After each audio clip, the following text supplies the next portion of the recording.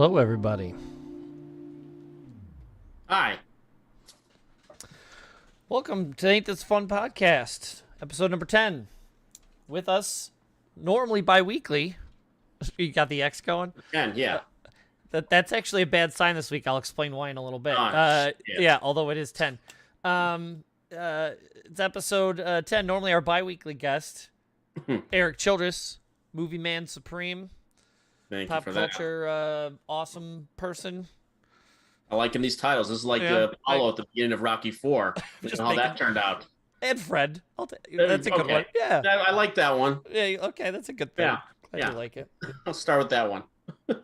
So two bad things, and they're both wrestling related. One, you did an X. It's the positivity pop culture podcast. Right. But yeah, I did not mean any disrespect by this. Whatever you're gonna tell me now. So in X, if you ever watch live wrestling and you see a ref look around, something bad happened or whatever's going on, and then he looks at like the Titantron or the big screen of the entrance, and he does the X with his arms. Mm-hmm. That means it's not playing around. Someone's really, really hurt. Okay. That's when it's not fake anymore. It's like, he does this, and it's very rarely do you see it. But something happened. There's a guy called Big E's, one of the bigger guys, and a guy did a belly-to-belly suplex on him. And he's good. Yeah, so belly-to-belly. Yeah. The guy doing it, the guy that's being thrown kind of helps him, but the guy doing the throwing does bends backwards, and the guy up does this, kind of goes over his head. Mm-hmm. He's supposed to curl.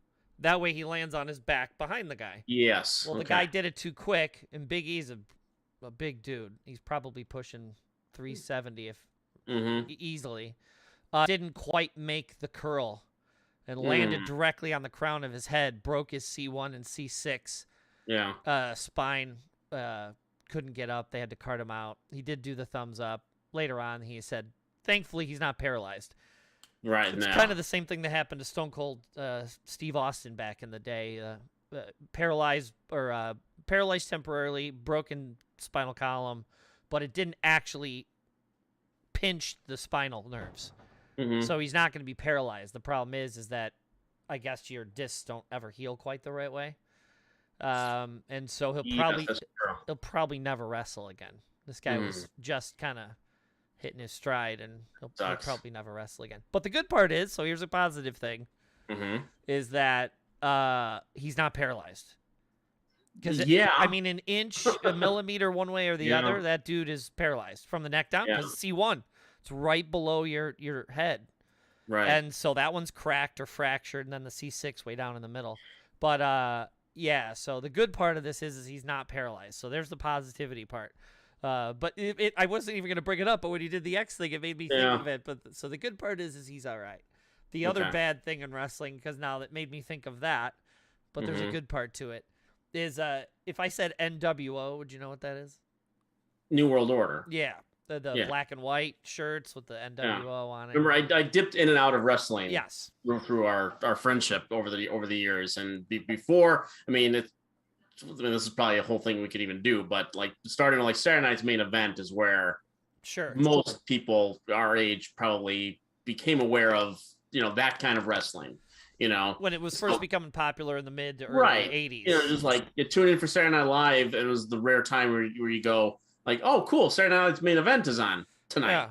Something different, and that was always fun to watch. And then over the years, I drifted out and then came back in, and I'm not really in. I know a few people here and there, but I don't really know a whole lot about what's going on. Well, the NWO was Hulk Hogan did the heel turn. It's one of the the most momentous things in probably the last 30 years of wrestling. Which I use that audio in my podcast. I use that. When? Yeah, in one of the Friendship Dilemma. I'll have to think back. It was one of the earlier ones. I think we were talking about where he's like, all these people here could, and he's yelling at. No, it must have been. It was where he comes into the ring and everyone thinks he's still going to be a good guy, and then he does the leg kick and oh my God, he turned on him. Yeah, he turned on him. Yeah, he's all say your prayers, eat your vitamins. He was the quintessential good guy, and when he went to WCW, he's a real American. That's right, he's a real American. The the key part is without getting too much into it, is back and forth. People are constantly hired and fired, and other companies do it. And there's a guy named Diesel and a guy named Razor Ramon in the WWE or F at the time, and they left over contract issues. They went to WCW, and the whole thing is that they weren't. They kind of got carte blanche to kind of do whatever they wanted. They were going to come in and change WCW for the better because WCW had hired all the older, your Roddy Pipers at the time, your Macho Mans, your Hulk Hogan's, all the older guys at the time. Right. These are two of the younger guys. And they come in and they just started showing up to shows and bringing baseball bats and like everyone, as fake as it is, it actually seemed kind of real. And one of the two dudes that kind of revolutionized things for that time was Razor Ramon, but his real name was Scott Hall. I think his full real name was Scott Hall. But anyway, he ended up wrestling under Scott Hall in WCW, and he was part of the NWO. It was him, Kevin Nash, and Hulk Hogan. And he was there in the ring that night where you pull that audio from where Hulk's like, oh, he's the bad guy now.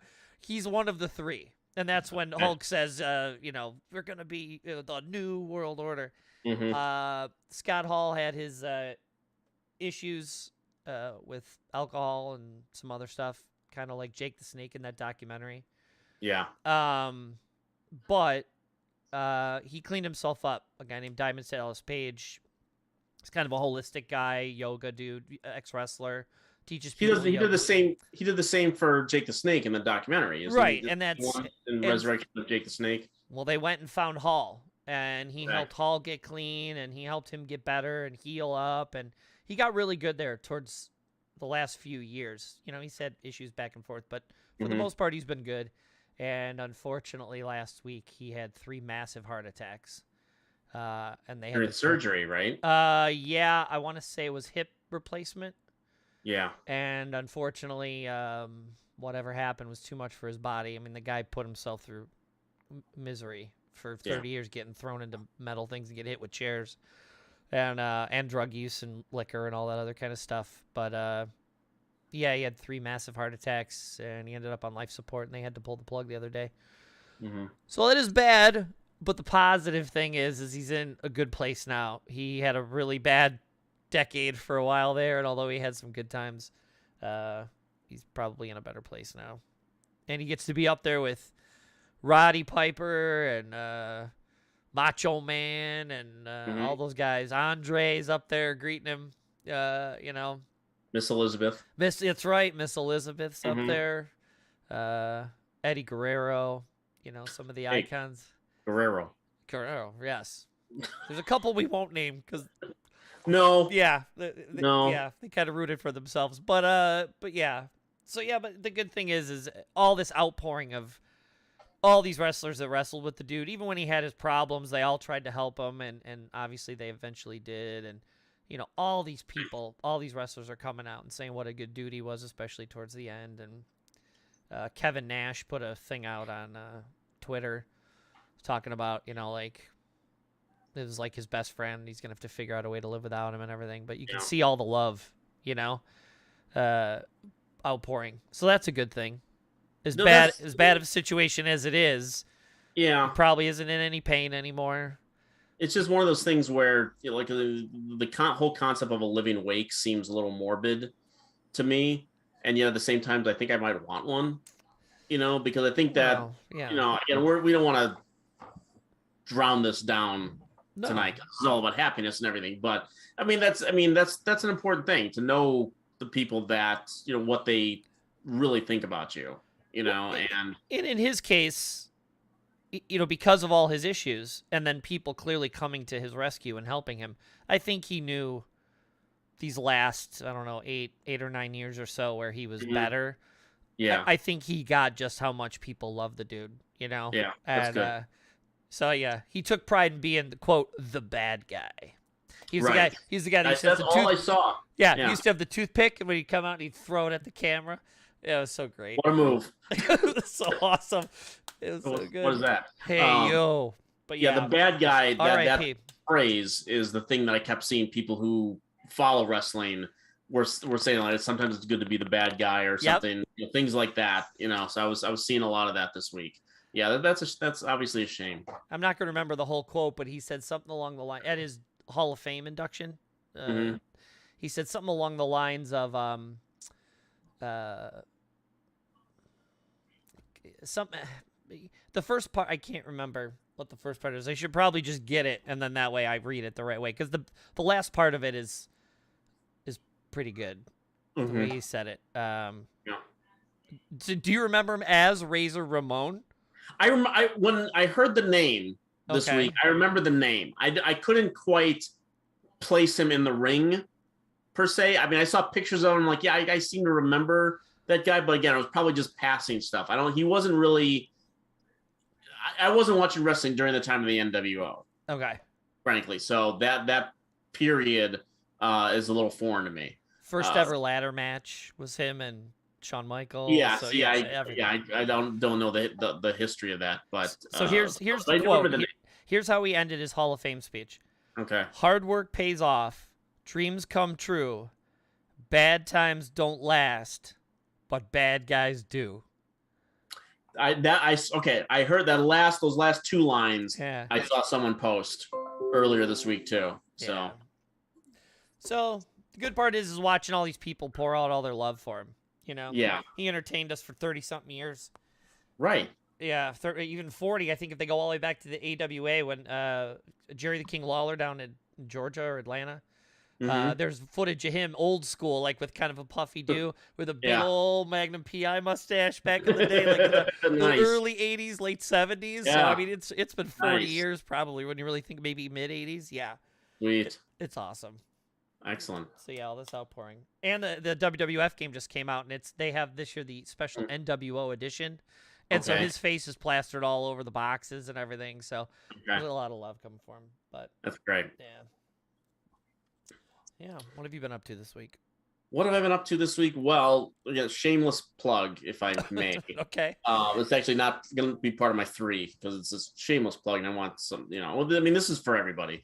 But we announced this morning the preview for the Chicago Critics Film Festival that I produce. Earlier today. So we announced our first 7 movies, which has been getting quite a response online. So passes are now on sale at the Music Box Theater, May 13th to the 19th.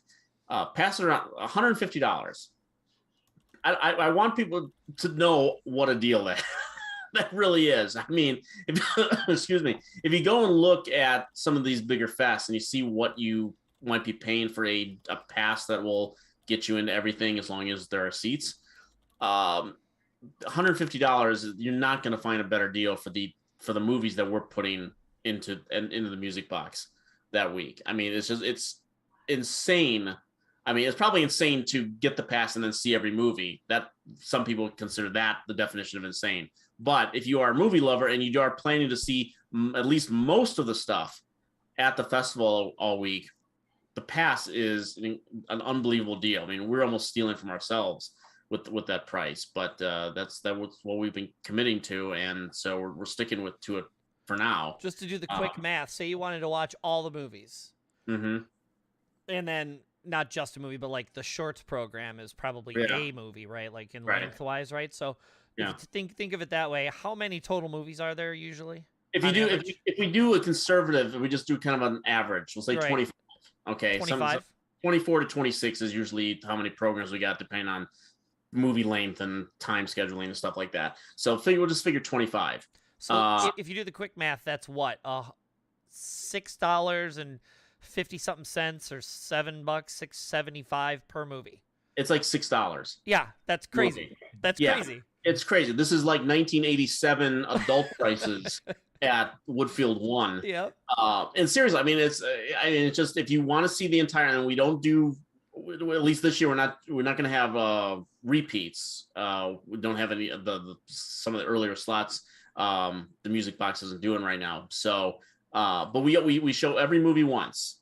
So if you want to see every single movie we play, unlike a regular festival that shows 150 movies, which logistically you can't do, we play 25 slots, features, shorts, And if you want to be there at the Music Box and be in the lovely Southport street and hang out with everyone, hang out in the lounge in between movies and see a bunch of great stuff and see a bunch of great people, $150 passes and tickets will go on. There will be individual tickets for the movies, which will go on sale on right now, April 25th is what we're aiming for. So the full lineup will be announced on April 25th with, any guests we might have and all that kind of stuff. We'll make the announcement then. You can get your individual tickets then, but right now passes are on sale and recommend you get them. And because the theater, how far away is the train? It's only a couple blocks, right? It's walking distance. Yeah, it's super close. It's super close to. I don't live in the city, so I don't know if it's a red line, blue line, ass line, whatever it might be over there. Sergio's here; he might know. Yeah. Yeah. Sergio might be able to tell us. Sergio might be able to Fun was down here, or she's listening. She might know. Yeah, again, people know where the Music Box Theater is on Southport, and you go past. I'm blanking on Addison. You go past Addison. You probably walk, probably not even 5 minutes. It'll take you. Yeah, it's fun. I haven't obviously been to the last two. Right. Well, one technically. Right. But we'll see schedule wise or whatever what's going on. But I'd like to at least hit one day this year. Mm-hmm. We'll see. It'll be fun though. It's always a good time. I am interested so far in the 7 movies you've said. The Aubrey Plaza one seemed interesting. The fake dude sets up the gift card situation. She's using it, but then he gets her hooked into doing it, and then that seems interesting. And I like Aubrey Plaza. I mean, she's interesting movie, it's not a comedy. I imagine, but I like her in general, but she's also incredibly funny. So I didn't see, what was the last one where she was like in a cabin with the Brown Line, says Sergio. 4 blocks from the Brown Line. Brown Line, Southport, stopped 4 blocks from the theater. There you go. That's how close it is train wise. Black Bear, is that the one? Yeah, she's like in a cabin, but she is not cheating, but she is cheating or with a boy or something. Yeah, it's a hard movie to completely describe. Funny enough, that's actually one of the movies we had booked when we had to cancel that festival that year. We actually had that movie booked, and again, it's not a comedy, but Plaza's incredible in it. Yeah, it's a hard movie to describe. I mean, she's a writer. If I remember, she's a writer. She goes to this cabin to sort of clear her mind and write something. I think that's the way it goes. But I haven't seen it since Sundance that year in 2020. And there's the guy there that owns the cabin, and he's got a girlfriend who is pregnant. They've been together for a while, but now maybe kind of sticking together because she's pregnant, kind of thing. Okay, the relationship might be on the outs. And Plaza, while not trying to insert herself in, just kind of becomes a player in that relationship, shall we say? And you don't know where it's going from there. I trust you on that.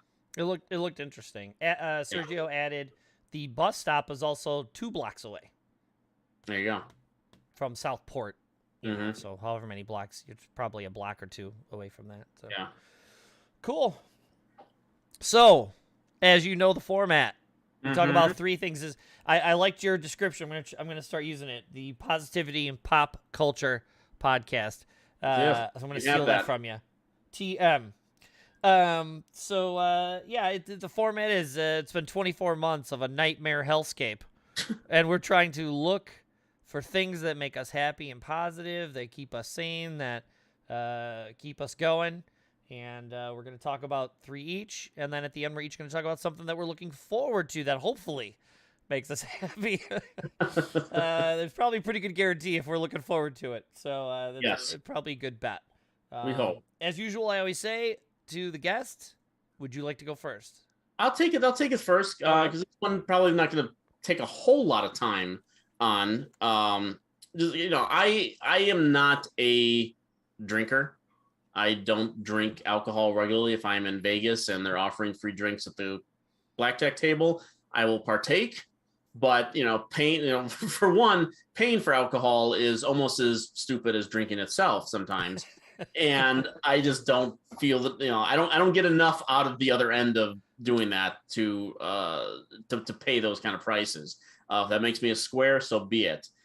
So I have over the years, probably not as wisely in my later years, but have stuck to soda, and I don't drink when in my youth, particularly when I was getting started in this business and trying to do as much work as I possibly could. Soda was on the table very early in the day for me. It was before I really kind of started regularly drinking coffee to get me going in the morning. So it'd always be soda. It was like in the paper with Michael Keaton, he's always going for soda because you got to keep it going. So like he opens first thing in the morning, he gets a Coke out of the fridge. That was me a long time ago. Not anymore.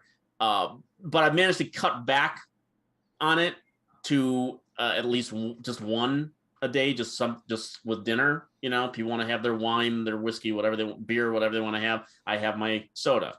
Your kids in the hall, girl drink drunk kind of situation. Pretty much. Need umbrellas and cherries. Pretty much. And which also in Vegas, I do that too. Pina colada and Excalibur chalice for $12. I will pay for that. Get the yard. Yeah, that's right. I don't do the yards that much. I never really did the yards that much. I don't drink at all, so I don't even know. You don't drink at all, right? Yeah. But when I do, my drink of choice. Oh yeah, is this. And this is nothing against any of the other sodas on the market. This just happens to, over the years, has been what my palate has gravitated towards. And I bring it up because this is a soda that doesn't get as much love as I think it should. Well, tell everybody what it is. It's RC. It is Royal Crown. The champagne of colas. That's right. Absolutely. There actually is, I want to say, if Mrs. Fun is listening, there's a Mexican, I believe it's Mexican, soda, and I believe that's called the champagne of sodas or champagne of pops or something like that. If she's on here, she'll have to tell me. I'll have to look. Is it sold locally, or is it like you can get it at like if you go to like specialty stores and things like that, they'll have it.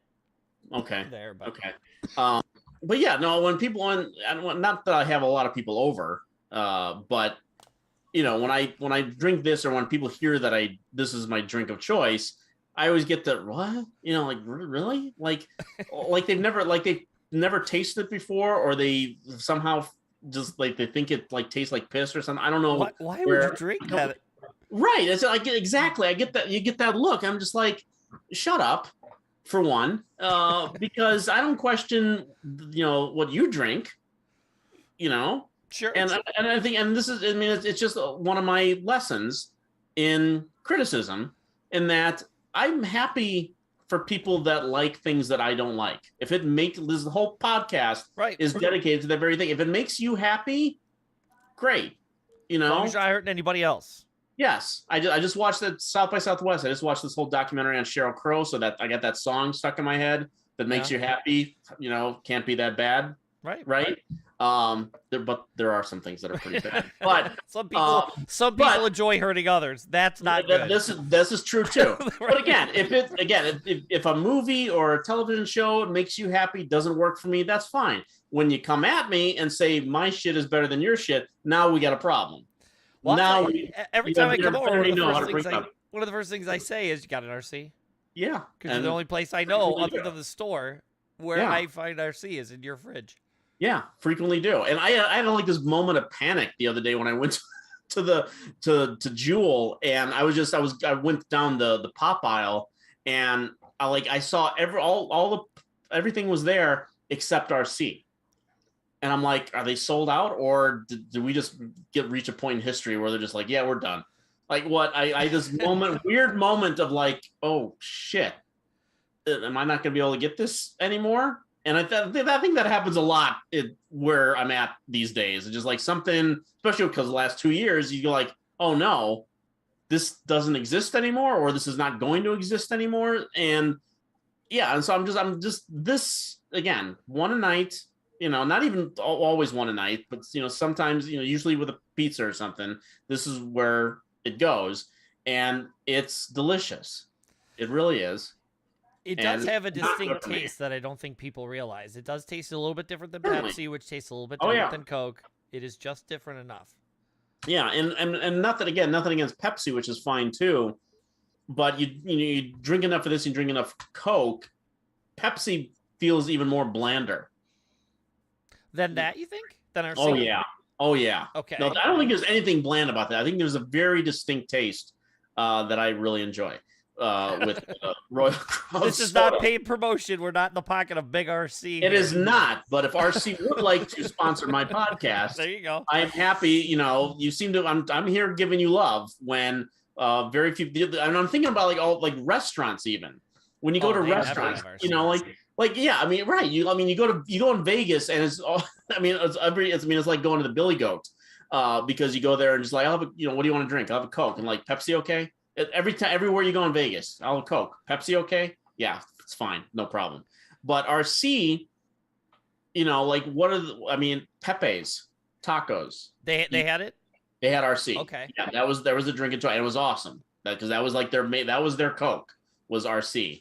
A few pizza places I've been to have RC in their fridge and whatnot, but not a lot. Not a lot. It's rare. So, I want to say, now that you say RC, what was the place up by Sun Drugs off of Pizza Pie? Pizza Pie? Oh yeah, no, Pizza Pie. Yeah, no, Pizza I think Pie. they used to have RC. They used to have a RC liter bottle because you get a free one with the large. A liter bottle, which is also rare to see now. Yes, at least here in America. I went to many of those liters. Yeah. Mm-hmm. That's good. I found it. It's although it's not RC. I think I could be wrong, so please don't get mad at me. I'm not knowledgeable in my sodas from other countries, but it's. I'll see if I can show you this. It's called Cola Champagne. I'm sure I'm saying it wrong. I think they only use the word champagne in there because it's bubbly.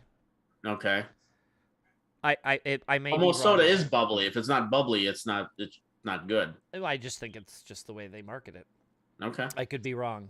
Yeah. I'm gonna send a text to Mrs. Fun, have her explain it to me. So I'm not messing this up. And there are sommeliers and there are sommeliers, and I'm definitely the latter of that. Because I've actually realized that there are certain sodas that actually taste better with certain foods. So I think there is something I should actually work on that and maybe become a sommelier. Oh, cola! Here, she just typed. It's from Puerto Rico. It's a Puerto Rican cola champagne. Why do they call it champagne? Is it just because of the bubbles? And are other sodas called champagne because of bubbles, or is it another reason? Do they drink it on New Year's? Everybody drinks soda. I'm assuming there are people. We'll see. It takes 6 seconds, so we'll see what she says in response. Okay. So while we're waiting for that, I'm going to jump to my number one. Today, as usual, is Wednesday. It's comic book day, and normally I go to my usual spot, but every once in a while I see something, and it's just a brand, she says. They just call it champagne. I'll normally go to my usual spot, to the guy I've been going to forever, and every once in a while there'll be something I'll see maybe too late, and I'll be like, "Oh, can you throw that in my my pull box or whatever?" And I think I said something to him, but just for the sake of argument, there's a local place I'll run to real quick to grab one or two things if I'm not sure I'm gonna get it, or I wasn't sure I got it in time. And the cover, I just saw it, I want to say Monday or Sunday, like, hey, this comes out this week. It might have been 2 weeks ago, but I just reminded myself on Sunday. The cover caught my eye, the title caught my eye, but then once I read the description, it really caught my interest. And I have it here. I'll see if I can do this without too much glare. It's called Slumber. All right. And you can see her there walking through the door. It looks kind of like the doors from Monsters, Inc. So you're kind of getting that vibe already, right? Okay. And it's her. She's bloody with what appears to be a shotgun or a gun. This is the variant cover. That's comics for you, variant cover. But this is her sort of entering the area, the other world. Okay. What she is she's a dream bounty hunter. Okay. And so what happens is say you've been haunted by dreams, and whether you go Freudian and say it's your, subconscious working itself out, or it's a sugar induced because you drank a bunch of RC before you went to sleep, and the sugar, makes your brain act up while you're sleeping, and you have a good REM dream. But say there's a particular nightmare that's reoccurring. The idea is you can hire her. They put you into REM, and then that door that they have rigged so that they can then enter your dream. And she goes in and kills your nightmare. So it's Dreamscape. Or Freddy, what is it, 3? Nightmare 3, where the Dream Warriors. Dream Warriors, yeah. Yeah, 3, right? Third one. You get prepared. In her case, it looks like she just walks in with a shotgun and goes after him and kills him. But you quickly learn. I read it today when I got home because I was just so interested. It seemed new and different. It's not a Marvel DC. It's an Image book, like I've said before. Yeah. It's these kind of independent guys sort of do their own thing. It's not part of a universe. It's just its own thing. And through the quick read of it, she goes. They show her going into a dream, killing a nightmare. Just before that, they show a couple cops investigating a murder where people have these strange etchings, like carved into their skin, and every person that they've interviewed that has been found to be there has said, it doesn't tickle you, no. The person, the supposed suspect or murderer, says, "I was sleeping." So it's kind of like Minority Report, kind of. Yeah. How can I be held guilty for something I haven't done yet? In this case, it's they may have actually killed the person, but when they're talking to them, they're like, "I swear to God, I've been asleep this whole time." So of course they think something's going on, or there's a cult. Well, this, woman goes into the dream, into a different person's dream. While she's in there, she sees a big giant stuffed bunny. Donnie Darko? Nah, more mascot-y. Okay. I guess not sleepy wear, but more like a big mascot. But he's got bloody carvings on him that match the carvings at the crime scenes, which this girl does not know about. But she recognizes them, and you quickly learn that she lost somebody, possibly to something related to whatever's making the carvings in the dream, which in turn would be making the carvings in the real world. Okay. That's just the first issue. And I just read it. And, these things come along. There's probably one or two new comics every week. These new, independent ones that are just fun, 5, 6 issue, 10 issues, if they can keep them going like a Walking Dead, hundreds of issues. And this one just caught my eye. And, you can't get that cover was immediately, this is the variant. That cover is immediately intriguing to me. Her walking through that weird Monsters Inc. door with the blood all over her. It was pretty good. It's a good start. We'll see if they can keep it up. But the idea of being paid to go into someone's dreams and hunt, and this is just in this particular dream world, this particular person's mind, this thing was haunting them. I won't go into what it is, but the environment they were in was almost like a town fair or like a Great America mixed, like a smaller Great America, like a fair with rides and cotton candy and balloons. It was supposed to be cutesy. Kitty Kingdom. What? Kitty Kingdom. Yeah, there you go. Kittyland. Santa's Village. Santa's Village. But she just waltzes in, and this person's there being weird, like creepy, and she just blows them away. It was interesting. It was pretty good. So if anybody's interested in picking up something new to read or something goofy, you can get it at your local comic book shop. That's where I recommend you go first. If you don't have one near you, there's a searchable way to do it. I think it's 1-800 comic book or 1-800 comic shop or something like that. I can look it up. But do that, and you'll actually, if you put in your zip code, it'll tell you where your nearest sort of mom and pop comic place is. You can run in and grab that, and maybe a Star Wars comic if you're watching stuff on there, or a Marvel movie. But yeah, Slumber by Image. I'll actually tell you the names of the people who did it, because I've never seen them on anything else before that I'm aware of. Smith and Cardinale. And then it looks like the colorist is on here, Robbins, Wands, and Antos. So there might be like an editor, artist, writer, colorist, maybe an inker. I didn't read what they did each, but Yeah. Okay. Fun. Yeah, no, I mean it's kind of fun there that I was naming off different things that's kind of derivative of, but again, if you use that as a starting place and then take it in a new direction, that's all we ask for. Yeah. All the original ideas, they're all been used. Almost all been used pretty much. But again, you start from a good place and you take it in a new direction, then you will be on board. If you're just doing meta references to everything that you've ever seen and threw it into your comic book, your screenplay, or novel, or whatever, then we're just kind of like, all right, I've seen those movies too, pal. That's right. Yeah, but I wrote the book. I'm like, okay. I think I know who you're referencing when you say that. I wasn't really referencing anyone, but you just said, "Oh, I know, I wrote the book." I was just speaking in generalization. I literally was not speaking to anyone in particular. There you go in Ready Player One. I wasn't, but I see where you went with that. Yes. Yeah. Okay. Fun movie. But anyway. Okay. So one of the things when we're doing this, it doesn't always have to be something new. They can just be comfort food. Sure.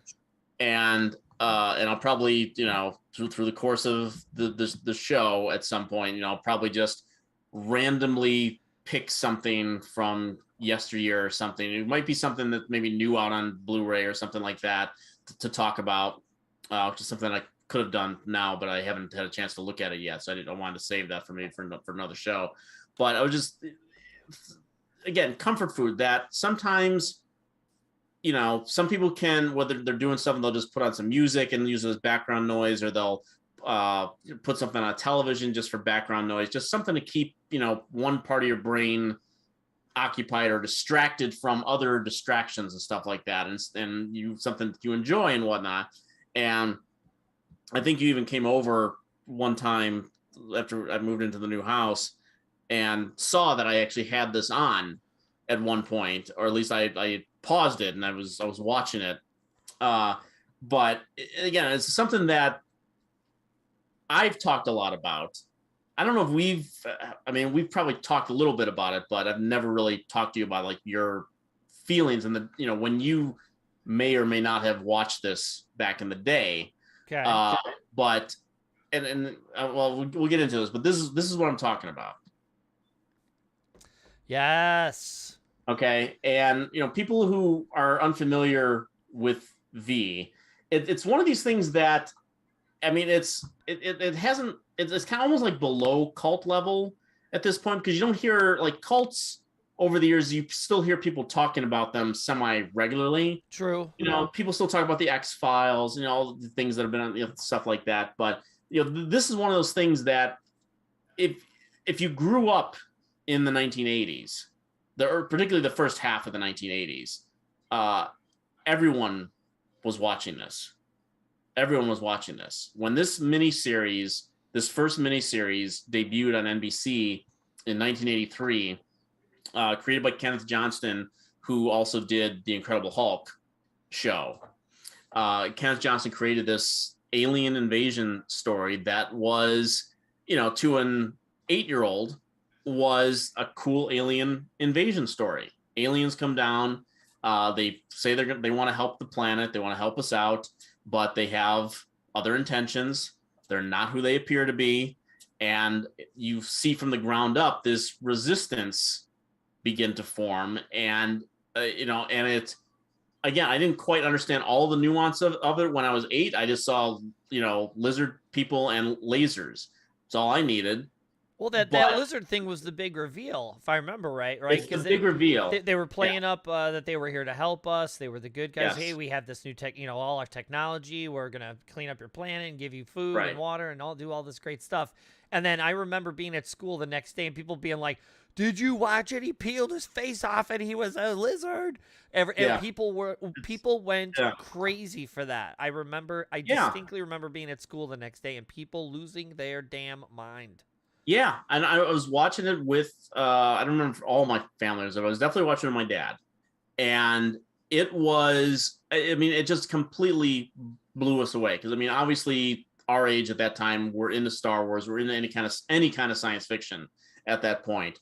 And this show gave it to us, again, a completely new kind of way, because the whole thing was this metaphor for fascism and Nazism, basically. I mean, the symbol, the symbol of the visitors is basically just a variation of a swastika.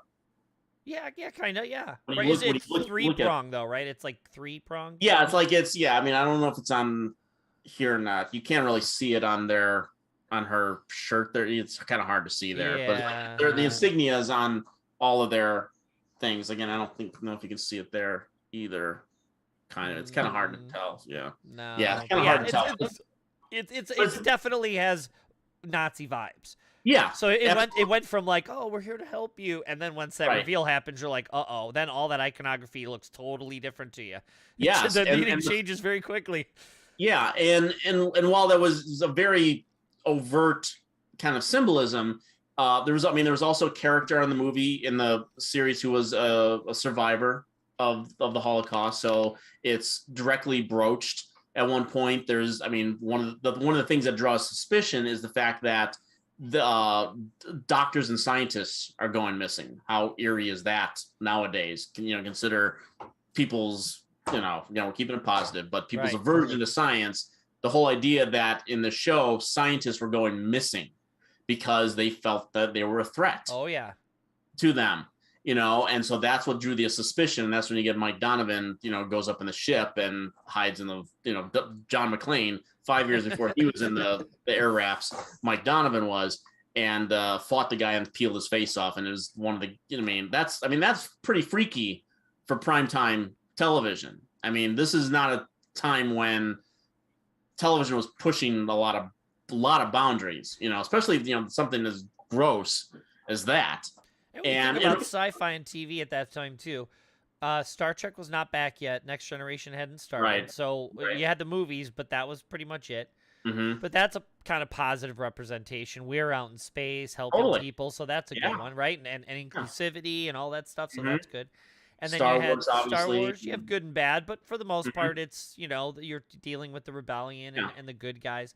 And then I think maybe Battlestar Galactica had only ended probably, a few years prior to that, 2 or 3 years prior to that. Did that go into the 80s? I mean, a little bit. A little, because didn't they relaunch it, or the last season was like Battlestar Galactica, like 1984 or something like that, where they're like back on the planet or something. Yeah. But I want to say it was only a few years. It wasn't that long prior to that. So other than that, really, sci-fi and TV really didn't have much at all. And then you have this thing, which appears initially to be great. Like, oh, these kids come and wonder what's happening. Yeah. And then it's alien invasion, people being, abducted, and it's even to this day. I mean, things like these tend to date themselves a little bit. But again, I just referenced the scientist thing. That seems as relevant today as it did then. But even just the idea of the resistance and recognizing where the badness is and realizing people had to stand up. I mean, that's with Star Wars, we didn't really see the beginning of the rebellion. Right. We just knew what was happening. And these are your good guys, these are your bad guys. That's that. But here you've had to see, like, ordinary people have to make that decision about whether they were going to get involved into the fight or not. And some characters don't, and then they eventually, change their ways and things like that. And then and this was, this was 2 parts. This was 2-hour parts that had an open-ended thing. I mean, you thought Empire Strikes Back, like, cliffhanger. This one was just like, yeah, they're still there, and like they're still on Earth, and we haven't really resolved anything. So we're just kind of like, oh crap, what are we gonna get?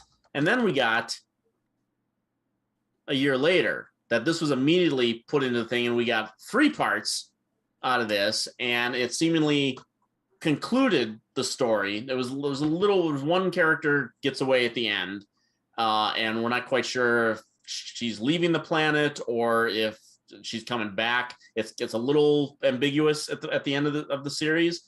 But then I remember they reran the show. They reran the miniseries. They played it. It was like we were completely overwhelmed by it. If I remember right, my memory I might be screwing this up a little bit. It was 40 years ago. I think you should be excused. Thank you. Appreciate that. But I swear, I think that I thought that they had reran it. That it was so popular that it, eventually. You mean after the final battle, or leading up to the final battle? After they showed the final battle on its regular air, and then sometime later in the next year or a few months later they reran it again. Okay, and then at the end of that show, at the end of the miniseries, at least again, we didn't have internet, Twitter, anything like that. We just had to wait for it to show up in the movie facts at the theater to see like, oh crap, this is coming out. And then they finally announced that it was going to be a weekly series. Yes. Okay. This is still not on Blu-ray, by the way. There's another one for you. Have you talked about that not on Blu-ray? I have. Yeah. Yes. Okay. Yeah, but we actually talked about all of these, and I got both of these, but we're still waiting on this one. And the series was mostly fun too. And that was a thing that my dad and I, every Friday night, NBC had there was Knight Rider, there was Miami Vice, and in between there was V for a portion for a good 2/3 of a year. The series did not last more than a year. I think it didn't even finish its entire run. They kind of came up with an ending for it and moves, but there was a bit of a decline in quality. Well, because they can't spend the same amount of money per episode. They can't. Well, that was the thing. One of the things that they did, if you remember on the miniseries, all the visitors had the voice. They had the echoey voice. Vaguely, yeah. That the Resistance even came up with little modulators that they could fake it. To fake it. Yes. Okay. So when they did the series, they just we're not going to do that anymore. So all the visitors just talk normal. Yeah. They so that was that was one of those first times, like you said, I'm just they must not have the money for that. That was so, it was so weird. And they did this during the miniseries too, but there were shots that were repeated, like old science fiction movies and stuff like that. And the weird thing when you watch the series, did you watch the series? Do you remember? No, it hit me when it came out. I remember sort of wanting to watch it. Yeah. And I want to say I watched that first 2-hour thing. Mm-hmm. And then for whatever reason, I fell off of it. I remember, I'm sure I tuned in because I watched Knight Rider religiously. So I'm sure I caught some of the actual show, the weekly show. I'm sure I saw a little bit of it. And I certainly remember characters. I remember incidents. But yeah, I couldn't tell you specifics. Obviously, like you can. Like you, I mean, you really liked it. No. I mean, it's not that I disliked it. I just, for whatever reason, it never clicked with me. Yeah. But the weird thing, again, it's kind of shocking at the time, and it's maybe just because people didn't want to be on the show or whatnot. But they were most of all the people that survived the miniseries, at least the bigger names, were all in the series. So you had Mark Singer and Faye Grant and Michael Ironside, who was awesome, and they all show up, and then they came up with some new characters as well. But they started killing off people from the miniseries, which was very shocking, very early on. And then later on, I mean, by the time the whole series, there was half of them were either killed or left. There's one episode where Michael Ironside is just yeah, we're going to Chicago, and that's it. That's it. I'm going to Chicago. I'm taking this other character who survived everything else with me, and they just left the show. We never heard from him again. I'm sure he had reached his threshold. He's yeah, I think I'm done. Write me out of this. It's very possible, but he's survived. Sergio said the original broadcast of V, so I'm assuming he means the very first 2-hour movie. Yeah, got over 40% of the overall viewing audience that night on television. How about that? That's crazy. It was huge. It was absolutely remember back huge. Then, now there's 5,000 channels. Back then you had 257. Yeah. That's it for big broadcast television. Big broadcast. So you're talking I bet you any money if they have the numbers, it's double-digit millions because 40% of all viewers actually worked on an episode of Knight Rider. There you go. Sergio. Yeah. But yeah, 40% of that viewing was only 3 channels. Yeah. So you're probably talking double. That would be unheard of now to get a double-digit anything on a show because you're competing with 5,000 other things on live at the same time. like this. Right. We had some local channels like WGN and WFLD and whatnot, but again, those were local. I mean, Channel 32, which is now Fox, that's now national. That was a local thing at the time. And again, what were they showing at 8 o'clock at night on a Friday? Right. Nothing. Yeah, I can't even remember. Frankly, maybe a Sox game. No, they were not WGN back then. They weren't WGN back in. I don't think so. No. That was Cubs. I just call it Channel 9. Yeah. No, because the Cubs were all WGN from 84 on, right? That was their deal. Yeah, but I always thought they were on Channel 9. I don't know. I don't think so. I mean, I watched them on TV, so they must have been somewhere. Well, the only reason I say that is because that's the only thing I could conceive of being on that late, because they would have had a night game where the Cubs would not have. Right. The Sox would have had a night game, and on a Friday makes sense to show a ball game. Right. Channel 9 wouldn't have that. Right. And we both know the White Sox ain't getting 40% of anything. Hey, it's 84. You're lucky you had people there. We could play that Leah speech. He'll tell you straight up at 82 or whatever, 81. Yeah. I think it was 80. I think it was 83 was the Leah It's speech. right there. It's right before 84. It's right before Sandberg. I still remember hearing that on the news. Leah. I mean, it was bleeped out, obviously, but it was like Leah went on a rant today at the thing. And I remember hearing that. I'm like, holy crap. Yeah. He did. I don't think he lasted much longer after that. Because 84 was not Jim Fry. Jim Fry. Yeah, Jim Fry. Because that was 84 was Sandberg, Monday Night Baseball, Bob Dernier, Ron Sandberg, after the credits, the whole big deal.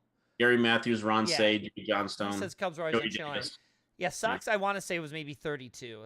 Fox back. Sox were 32. Yeah, that Sox were 32. Sense. That much I know. Yeah. But this is again, it became a mission of the week show basically. Procedural kind of.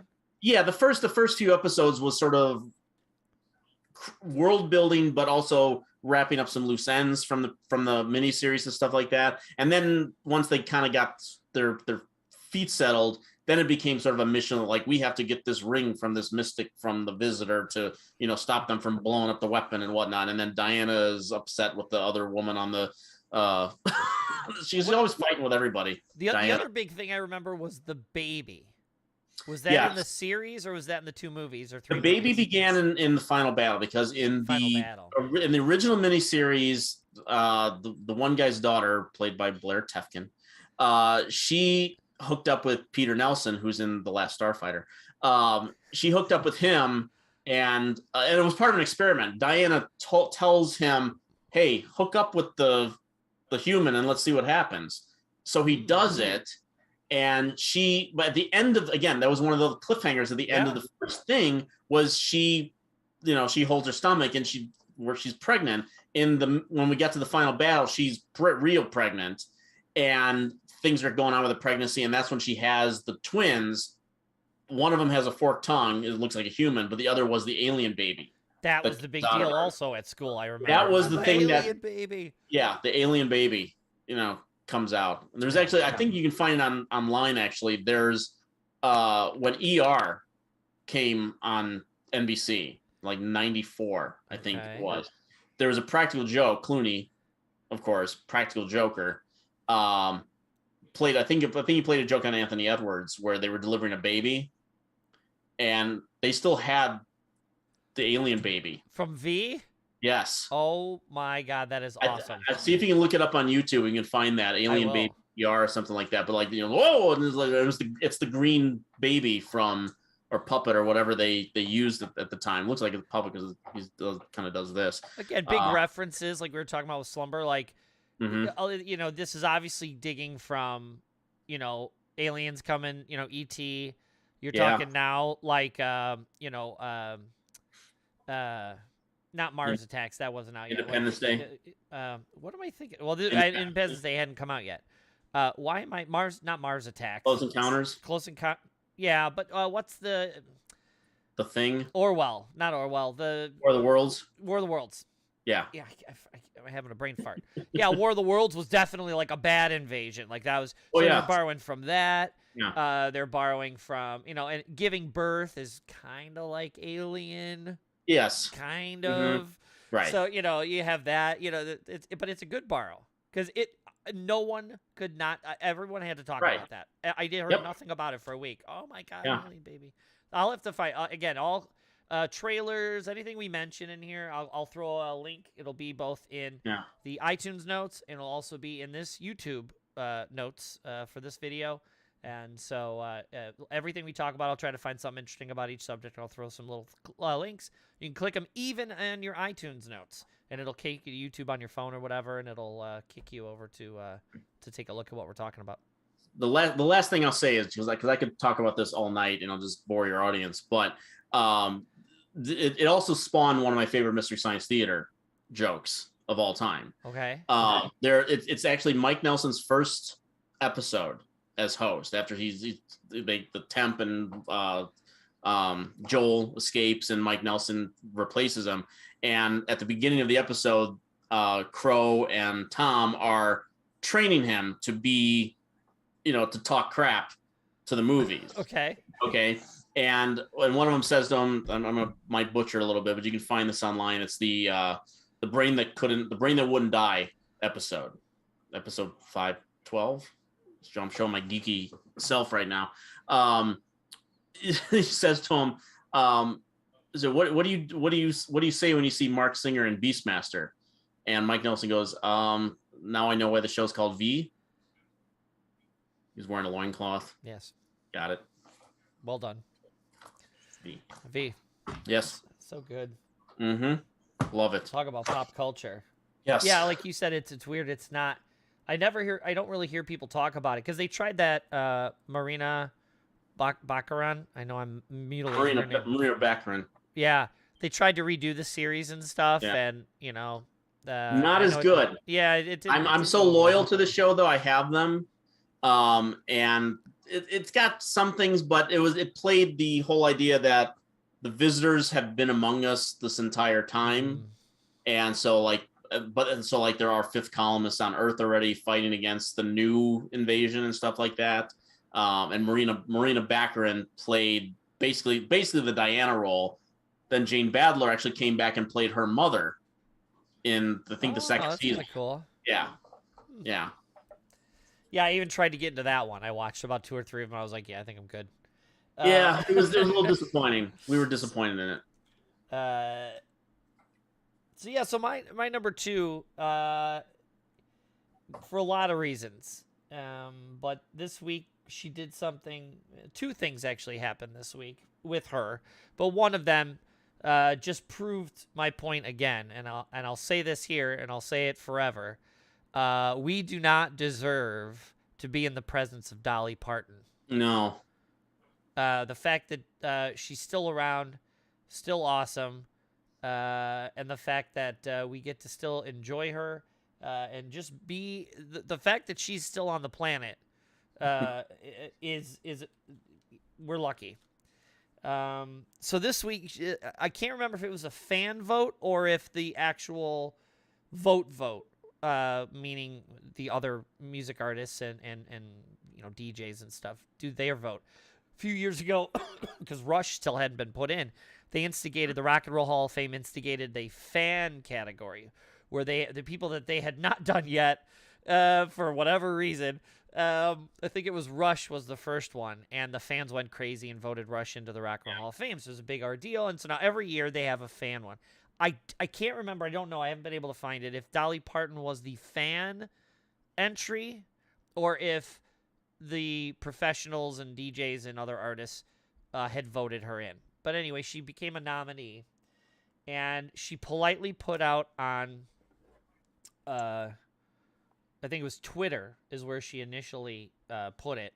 And I'm going to read just a little bit of it to you because it just shows you again how absolutely awesome she is. And then I'm going to dote on her afterward about how awesome she has been forever.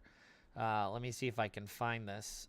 Here it is here. I'm going to read, not all of it, but it says here, Dolly here. Even though I'm extremely flattered and grateful to be nominated for the Rock and Roll Hall of Fame, I don't feel that I have earned that right.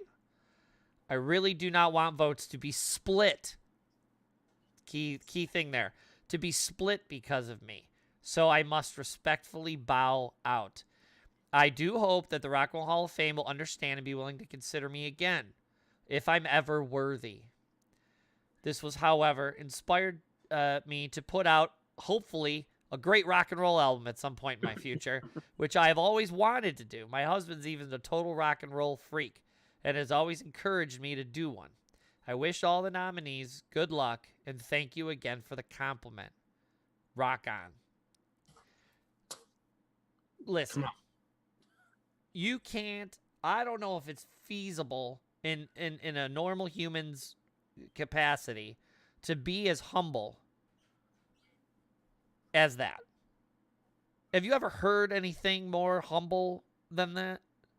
I not off the top of my head, no. Or especially from someone as iconic as Dolly Parton. Yeah. It'd be one thing if, the guy down the street was this humble, like, don't heap your compliments on me. Right. You're Dolly Parton. And you're this humble. Yeah. I can't even comprehend how lucky we are. I can't even go over the millions of songs everyone probably knows, but obviously the big ones are 9 to 5, Jolene, I Will Always Love You, which, weirdly enough, her song was only marginally popular, but ultimately for The Bodyguard and why can't I think of her name? Whitney Houston. Whitney Houston popularized that.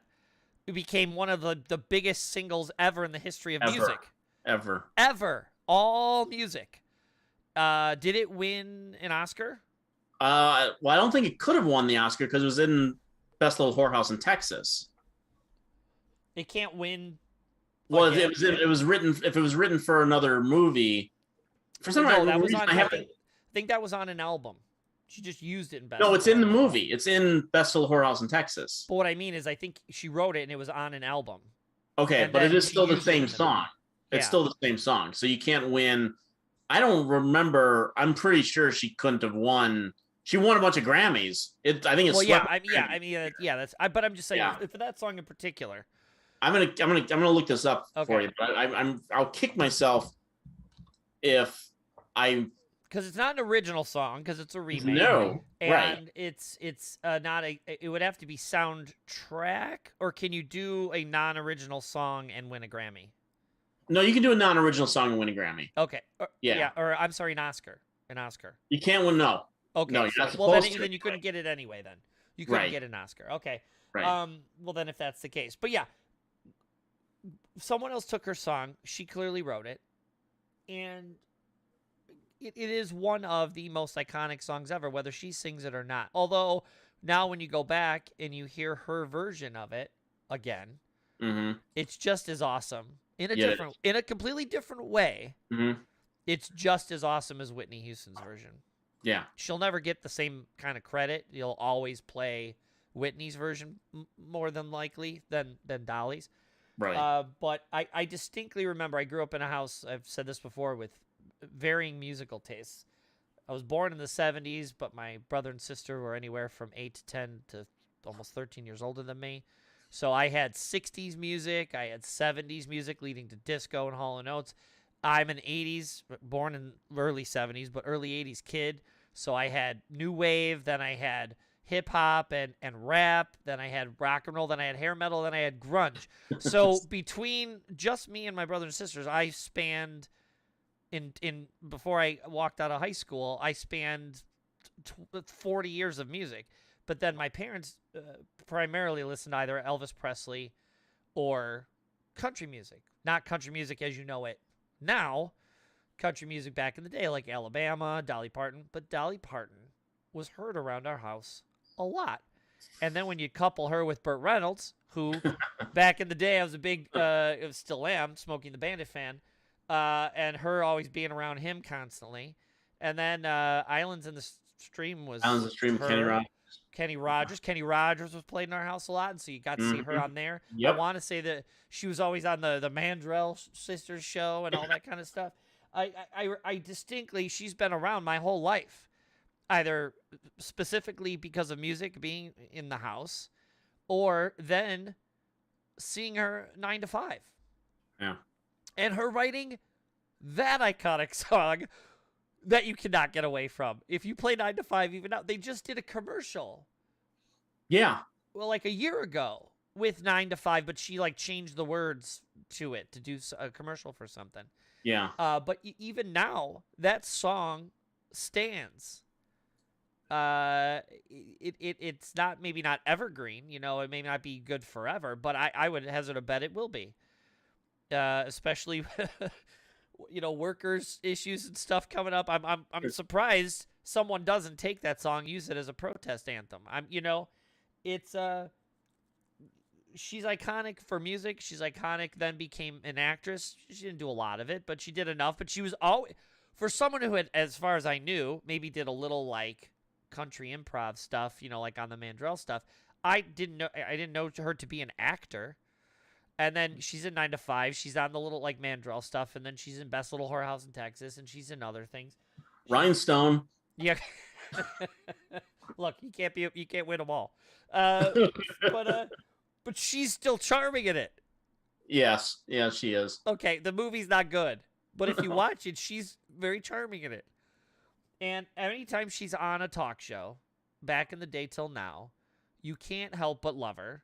She's the seemingly the nicest human on the planet. She's in the triumvirate of people. It's her, Betty White, and Mr. Rogers. Like, they're three people who appear to be unflappable. You don't really hear bad things about them, and I don't mean like horrible things, like even generally bad things about them. They all seem to be these three, and she is one of them. And now, out of the three, she's the only one left.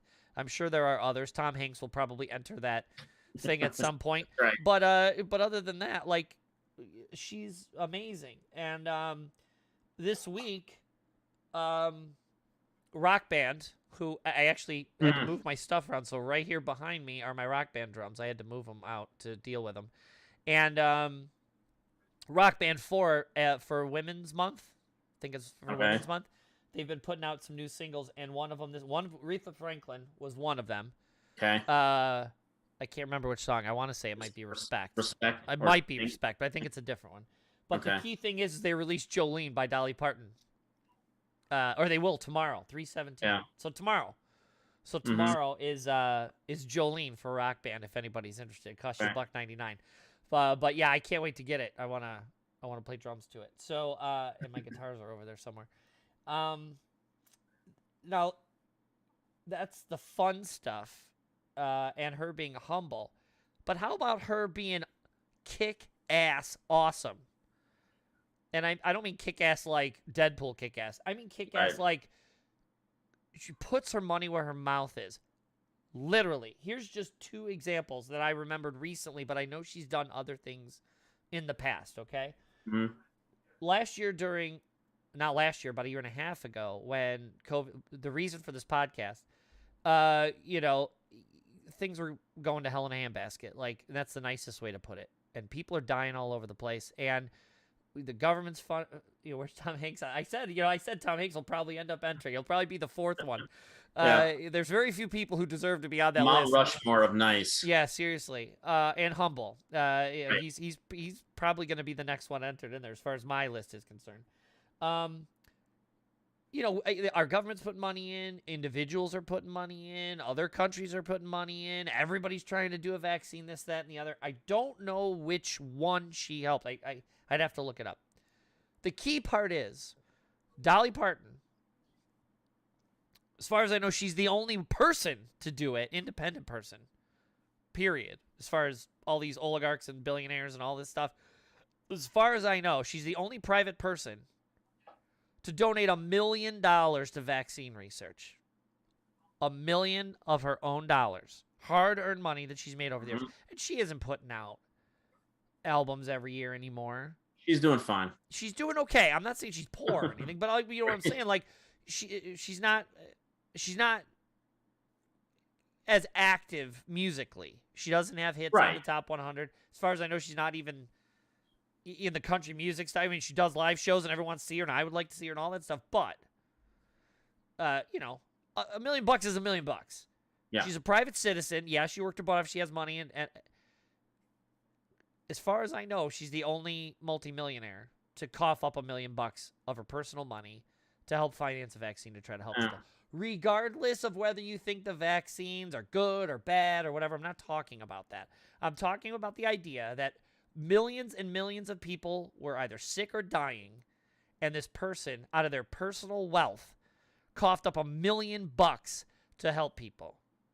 Very few people would do that.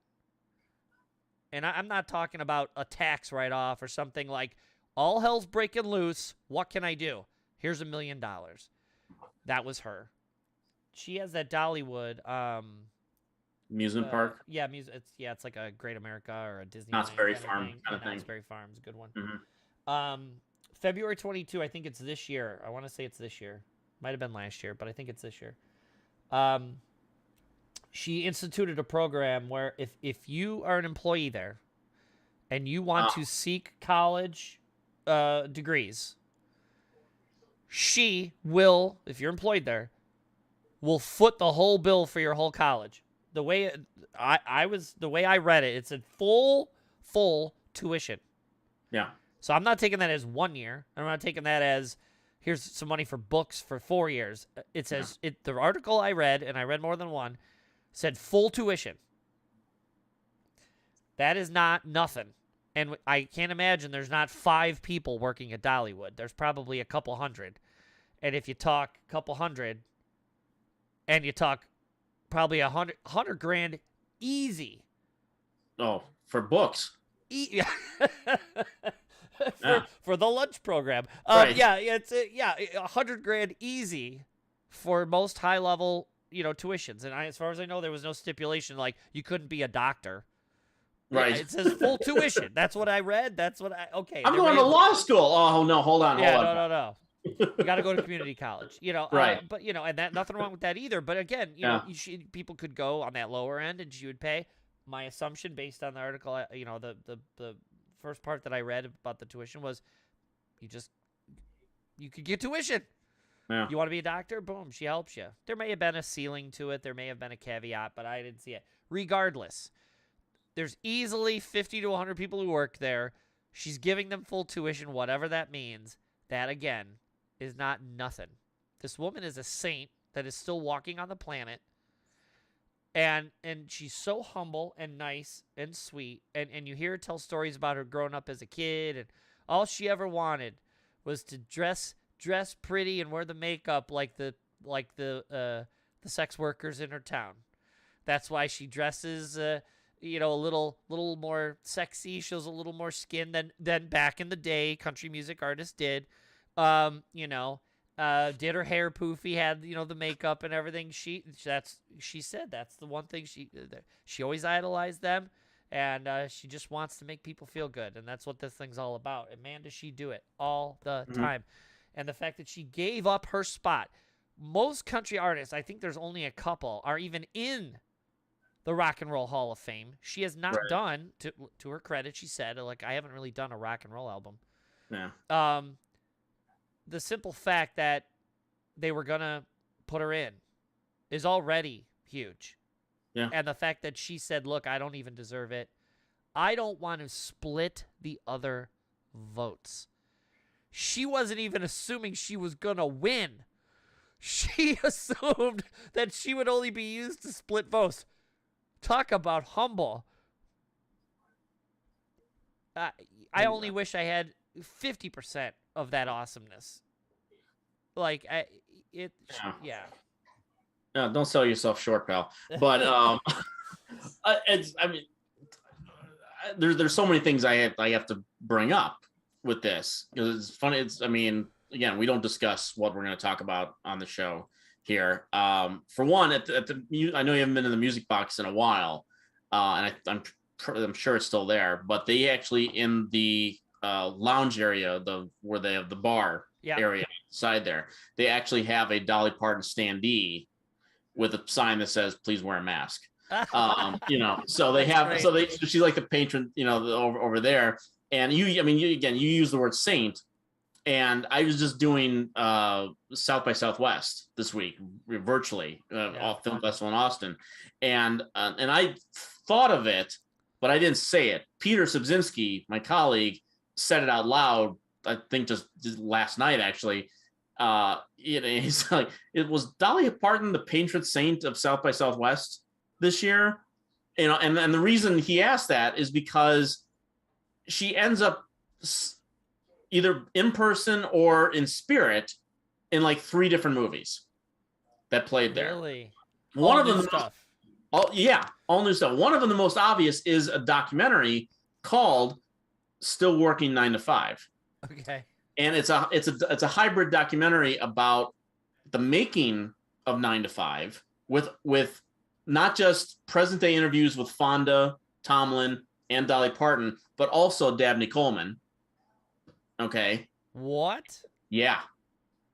All 4 of them are on, not all together, but they're all present day on camera being interviewed about the making of the movie. So it's half the making of the movie and half the sort of the pre-movie to like current day, all the issues with women in the workplace that are still going on. And here's this movie in the middle of it that was like, 1980, there weren't a lot of movies that starred a woman, let alone 3. Yes. And here's a little trivia for you. Well, here, real quick, talk about passing the Bechtel test. Yeah.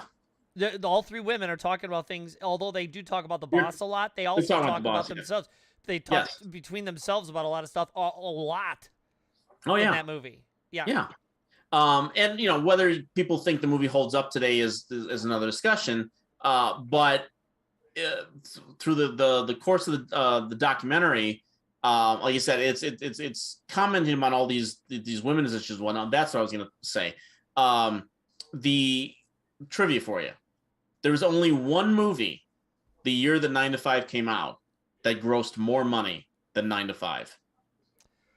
Well, it's going to be hard since I don't remember what year it was. If I gave you the year, you will know what it is. It's since 85, Back to the Future? No, 1980. 80? Well, 80. Then Empire. Right. Yeah. Star Wars was the only movie that outgrossed 9 to 5. 9 to 5 that year. Think about that. That's how popular that movie was in 1980.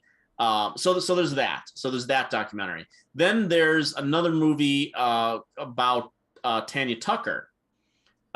Who is called The Return of Tanya Tucker, and it's Brandi Carlile, featuring Brandi Carlile is the extension of the title, parentheses, like Till the Break of Dawn. And it's all about how Brandi Carlile worships Tanya Tucker and believes that she should be in the pantheon when people talk about Dolly Parton. So like her name gets mentioned more than a few times throughout, not in a bad way, just saying like, hey, she gets all this, you should be talked about on the same level because you were doing as much for country music at this time, especially as a woman, as Dolly was doing. Okay. Yeah. Her music was just as huge. And so there's that. And then there's a third movie called Seriously Red. It's an Australian movie about a woman who wants to be a Dolly Parton impersonator. You gotta be kidding me. No. And what's awesome, and they actually have Dolly wasn't giving her permission. Talking about cool.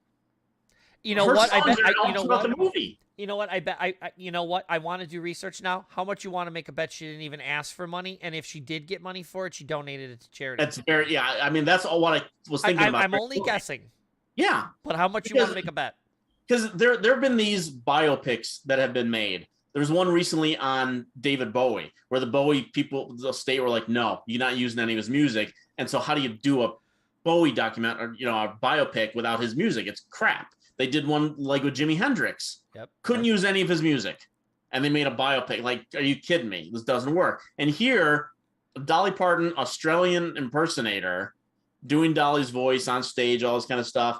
And on the soundtrack is definitely Dolly's. So I heard Jolene like 18 times during that movie. 9 to 5 is heard. Islands in the Stream is performed a lot during the show. There's a couple covers and whatnot, but yeah, it's mostly Dolly's music, and I'm just listening to it in I mean, the movie that's probably the best thing about that movie. Although you do get to see Bobby Cannavale do a Neil Diamond impression, which is pretty amazing. Oh, okay. Actually, it's it's a joke, but he actually see him on stage doing Neil Diamond. I'm just like, that's pretty good. It's pretty good. Speaking of bad biopic movies without music, did you hear they just greenlit a Billy Joel movie without Billy Joel music? Yes. What? Yeah.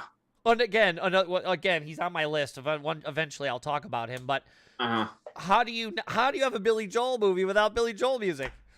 Don't do it then. Leave it alone. No. What's the point? Stupid. I mean, that should be the first thing you go like, hey, we want to do a Billy Joel. Can we get music? No. Like, oh shit. That's the end. There's no green light. It's over. It's over. Sergio says that Hendrix one was bad. Oh yeah, it was. Yeah, it was. The Hendrix one, the Bowie one. The Bee Gees there's a Bee Gees movie coming out later this year that I assume will have. You'd hope, right? Music in it. But anyway. So yeah, so Dolly, that was. She gave her permission. That's great. That's awesome. That's great. And here's the thing. I'm not gonna. This can't count towards my looking forward to. Okay. Thing because it doesn't exist yet and it's nothing been announced. But after this whole Dolly, Dolly released that statement. Okay. Nancy Wilson came out and said, I'd kind of like to do a rock album with Dolly Parton. I think I should give her a call. And that's all I want now. Well, I don't know if he's a metal guy. I'd have to look it up. But there's a heavier rock guy. He already said straight up, he's like, all you got to do is call me. It's done. Yeah. So I hope they get a whole ton of different rock people to do duets and cool things with her. And yes. I don't care what they do. Just get her in there, have her write stuff. I love it. Yeah, that's cool. I mean, you get all the stuff that Tony Bennett did in, the latter half of his career with all those amazing duets and stuff like that. Sinatra did an album like that too, didn't he? With his daughter, right? With Nancy. He did one with Nancy, but I thought he did one with other. I think he did one with Bono, didn't he? He might have done a song. I don't remember. I thought there was a person asked about Bono would be Colin, but I don't know if he's here. I thought, right. I'm sure he would definitely know. I thought that there was an album called Frank Sinatra Duets. I don't remember. I don't know. I'll have to look that up too. Okay. But we come prepared for the show. How cool would that be with Dolly? Just everything. I'd buy every volume. Every volume. Get Gaga, get Bono, get everybody. Just get everybody. I don't even know if I want it to be a lot of duets, but like to have Lady Gaga play the piano for Dolly Parton. Yeah, sure. She doesn't even need to sing. Have like Metallica. I know it sounds weird, but you know my music, how it goes all crazy. Yes. Yeah. Imagine Metallica when they do like one where it's a slower and lower, but with kind of the real heavy guitar, not the twangy country guitar, but like a heavier guitar, but a slower song, and have her singing over it. Yeah. Something moody, like a Johnny Cash 9 Inch Nails remake, like when he did Hurt. Yeah. The most. Yeah. Don't even get me started on that version of Hurt. Again, 9 Inch Nails. You can't. Yeah. But again, imagine like a Metallica or a Foo Fighters doing something real fun rock with Dolly in there. Dolly Parton with Foo Fighters? Are you kidding me? Well, he did one with Rick Astley. They remade that. Do one with Rick Astley and Dolly Parton. Let's do this. Oh, there's another. There you go. Yeah, see, how exciting it is. Like, and she's still kicking, man. She's still got it. Yeah, it's awesome. So yeah, I saw that and I'm like, man, we don't deserve to be in her presence. Yeah. Dolly Parton and that guy who goes to all the places with the keyboard that you did on the show. Yeah. Oh my God. Mark Rebier. Let's make that happen. Oh, we gotta get her. Let's hook these people up. Oh my God. Let's Parent Trap them. Yeah. Someone should do a remix. Find one of his acoustic songs, take her vocals and put them over the top of his stuff. I may teach myself more Audacity just to figure that out and do it on my own. That'd be amazing. Yeah. That'd be amazing. All right. 3. Okay, I was saving this one for last because it's definitely one that you can chime in on. Okay. And it segues from South by Southwest, actually. Because there was a documentary that was playing there that I was very much looking forward to, and I actually just finally saw it today. And it's a documentary. Talk about it? Oh, yeah.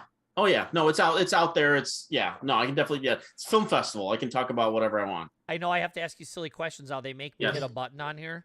Right. Did they give you a free pass, or did you pay for your pass to South by Southwest? I'm a film critic, so I have compensated. I have compensated for. I have to hit a button now, and they put a little graphic in the corner over here at the beginning. It says with paid promotion. If not, they can tear my whole. It's not technically paid promotion because it says payment, compensation, or something. And there's like 4 things, comma, compensation. Chameleon. You're getting access to movies for free by them, so I have to.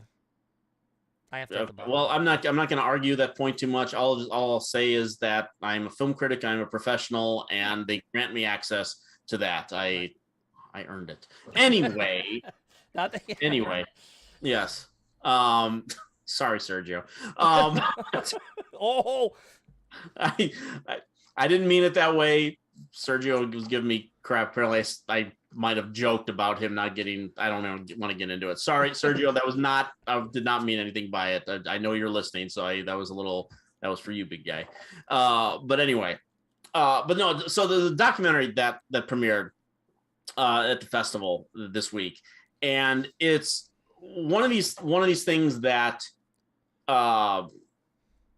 you and I we didn't discover together, but we certainly have a mutual appreciation for it over the years. And it goes back several years. And I mean, I shouldn't even give too much of a build up to it, because then we can just start talking about not just the documentary, but about them themselves. Thank you very much, John Capelos from 16 Candles. The Kids in the Hall. You actually teased it without even realizing you teased it earlier in the episode. Girl Drink Drunk. Yeah. And there's a documentary that came out at the festival called The Kids in the Hall Comedy Punks.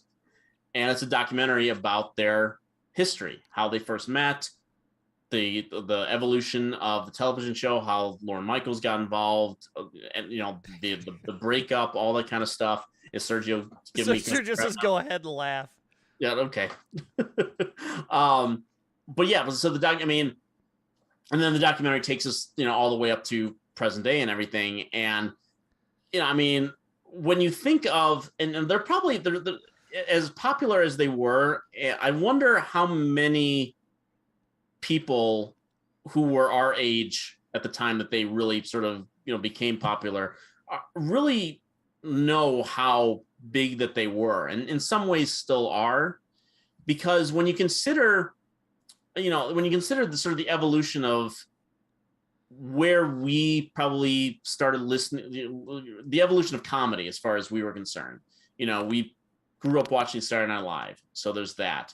We both discovered Monty Python. Okay. And as I would throw in there one more, which you did not watch, but I did, was the British show Young Ones. The Young Ones, right. Young Ones, which was another ensemble group of guys who made a show. Yeah. Right. But as actually Eddie Izzard, who appears briefly in the documentary, actually says to them at one point, "You guys are the heir apparent to Monty Python." And really they are. I mean, even in the way, what does Sergio say now? Mock me. We're not mocking. I am not mocking you. I know he's not. No, I'm not. I'm Sergio. I'm not at all. You should have been accredited. But anyway, but anyway, even the beginnings of their partnership and forming of the group even feels like the same origin story of Monty Python. That Mark and Bruce met at one area, and they were doing comedy shows and improv shows and things like that. Not improv, they were doing sketch comedy and stuff. And then Dave and Kevin were friends, and they were somewhere else, and they found each other performing at the same place one night, and then they eventually all said, like, we should all work together, okay. And then Scott Thompson just, sort of found them, like heckled them from the audience. Sergio's good too. Yes, SCTV. You're right. That's another one. I'm sorry. Yes, SCTV. Obviously, grew up watching that. I'll also say Fridays, although it wasn't nearly as popular and it only lasted like 2 years. But yeah, I'll say Friday. But yeah, SCTV was enormous and Canadian, right? Which was the predecessor to Kids in the Hall, because they were also, I believe, a CBC show, Canadian Broadcasting Company show initially, which is what SCTV was. Right. Yeah. Which goes to the Pythons, because Pythons were BBC state-run shows. Yeah. They were, And there was an important brought up, and it made me kind of go like, I never really thought about it, but I kind of go like, yeah, it is true that Saturday Night Live we watch even to this day. They're most of the time they're being topical in some manner. They're commenting on something that's going on in society. It might be making fun of something that happened during the week and whatnot. They do come up with original stuff, but like Monty Python and Kids in the Hall, they were just doing original stuff.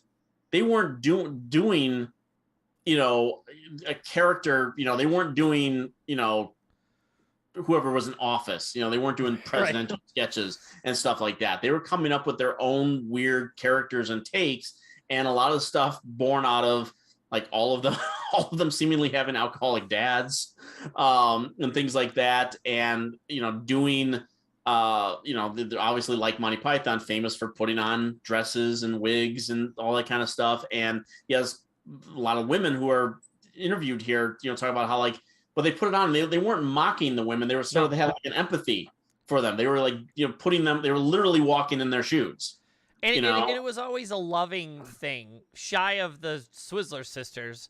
Yes. It was always kind of cute and loving. They were never mean-spirited. They were never talking down to women. As a matter of fact, they had, even the 20 Helens Agree, which I mentioned to you because of your friendship podcast. Yes. She said the word Helen. They're like, 20 Helens Agree. Why is it not on there? They always love their mom. They seem to love their moms. I think there was the one episode they even brought all their moms on, kind of like when SNL does their mom thing. It was never talking down on the women. I think it comes, like you said, from the Monty Python old theater. Well, again, that may be a bad version because I don't think women were allowed to be in the theater as far as actors. But it came from the general idea of, they're only giving us a couple $100 to make an episode.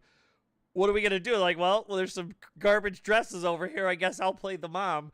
And it comes from state-run TV. It's like, you just got to do what you got to do. And they would have women on, just like Monty Python. Every once in a while, when they needed a woman to do something, they would, grab a woman to do that. But I don't. And again, you'd have to talk to a woman. They would have to say, do you feel like, I don't feel that they intentionally talk down on women. It was all purely, it seemed innocent and just silly and fun, and you really genuinely liked their women. Oh yeah. They're shy. There was insecurities and stuff like that, and yes, the office girls. Yes, it's great. Women. Yeah. And the documentary, I mean, I was expecting to be like, okay, it's going to take us through the paces and whatnot, and the clips here and the clips that, and people talking about them. But it's for most part, it's the five of them either together or apart, talking us through inspirations and what they went through and what old stories and things like that. A lot of it very funny. And the clips are only kind of sprinkled in. Sometimes it'd be like they play like I would do on the podcast, like a 3-second thing that would just comment on something that happened, like Cabbage Head and stuff like that. But just watching those. Squishing your head is there's a lot of that in that. There's a lot of that. Chicken Lady? Chicken Lady brought up. How long ago was it? Like 8 or 9 months ago. Because what were we watching? Superstore. And because he is the manager on there. And I said, did you ever see Kids in the Hall? And she's like, no. And I showed, he's totally different. And I showed her Chicken Lady, like 5 or 6 in a row, falling over, laughing her ass off, like when she explodes, one of them or both of them explode at the strip club.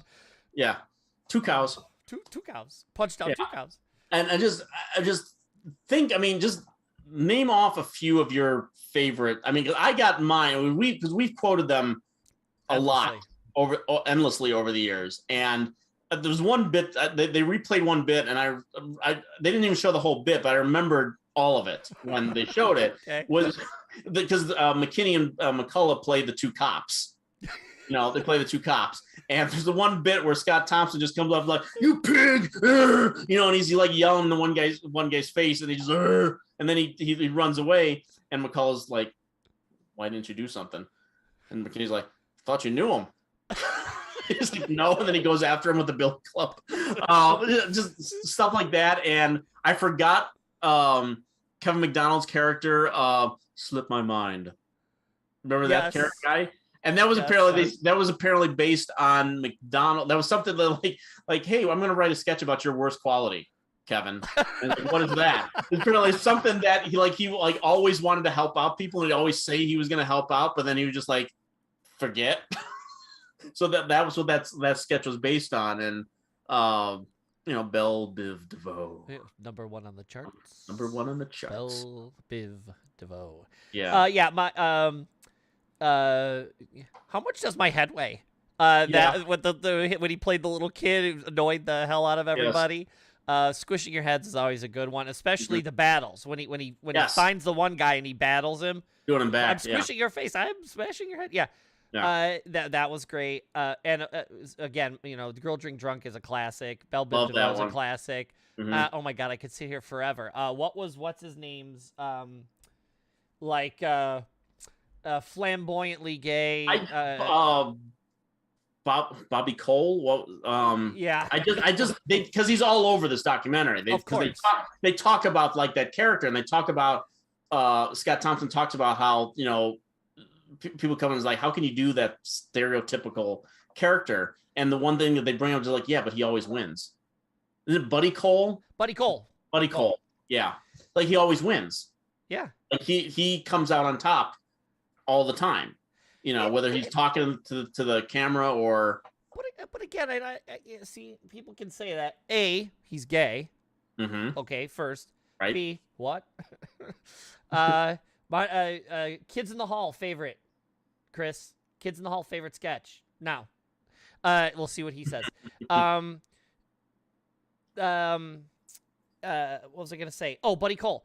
To this day, that Trixie Mattel, the drag queen, yes, she calls herself a drag queen. That's why I'm calling her a drag queen. She, I sign on, and you're saying flamboyantly gay.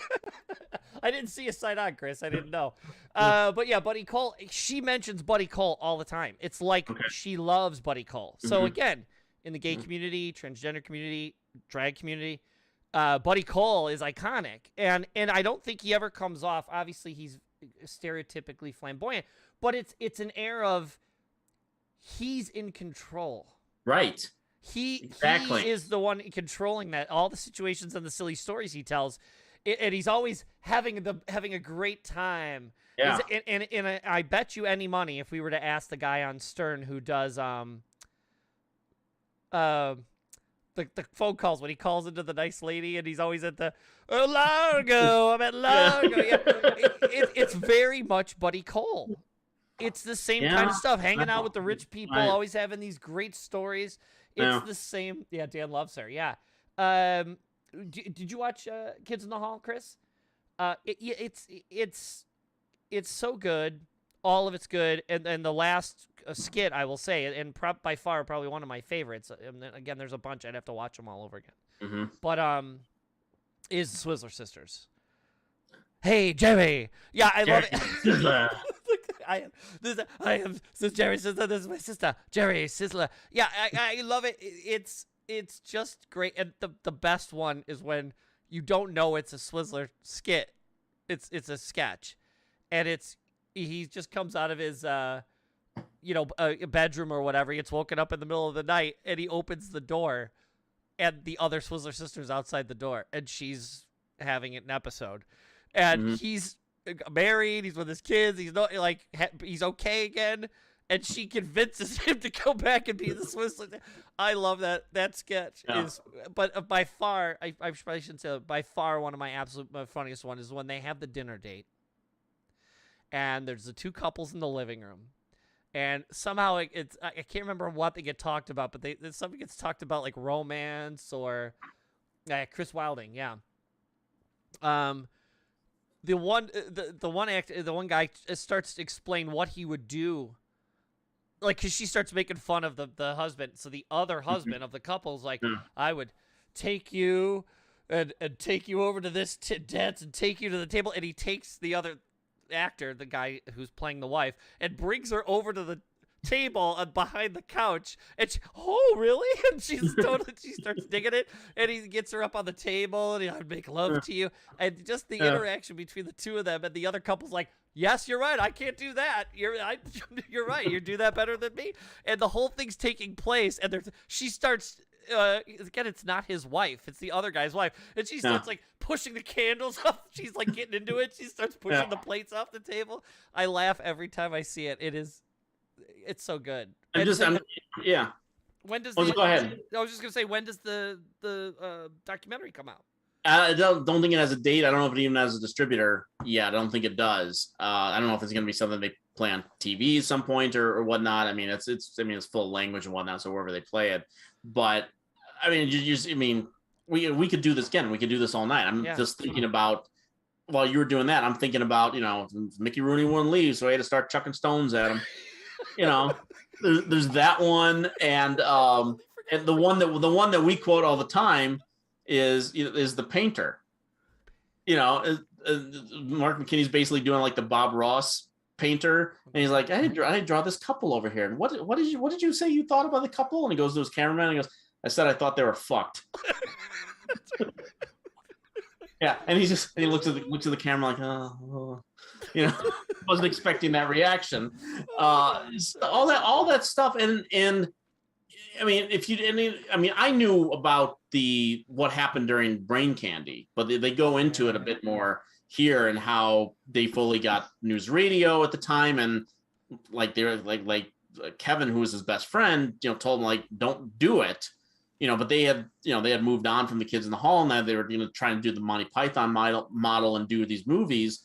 And because Foley was doing news radio, they sued him, I didn't know that. Yeah, they actually, because he wasn't going to do it to get the movie made. Like they didn't think the movie was going to get made, because Paramount, there's like a sheet of like all the rewrites that they kept having to go back and rewrite. It's like every 2 days. There's a sheet like this long, and they didn't think, Foley's like, this movie's never going to get made. And then Lorne Michaels again, literally. And did you know that after the first season they were actually canceled? Did you know that? No, I didn't either. Grayson's favorite's Chicken Lady. Well, I mean, Chicken Lady's great. Come on, Chicken Lady's way great. Up there, Mount Rushmore of Kids in the Hall. Yeah, after the first season on HBO, they apparently got canceled. And at the time, the Cable Ace Awards happened.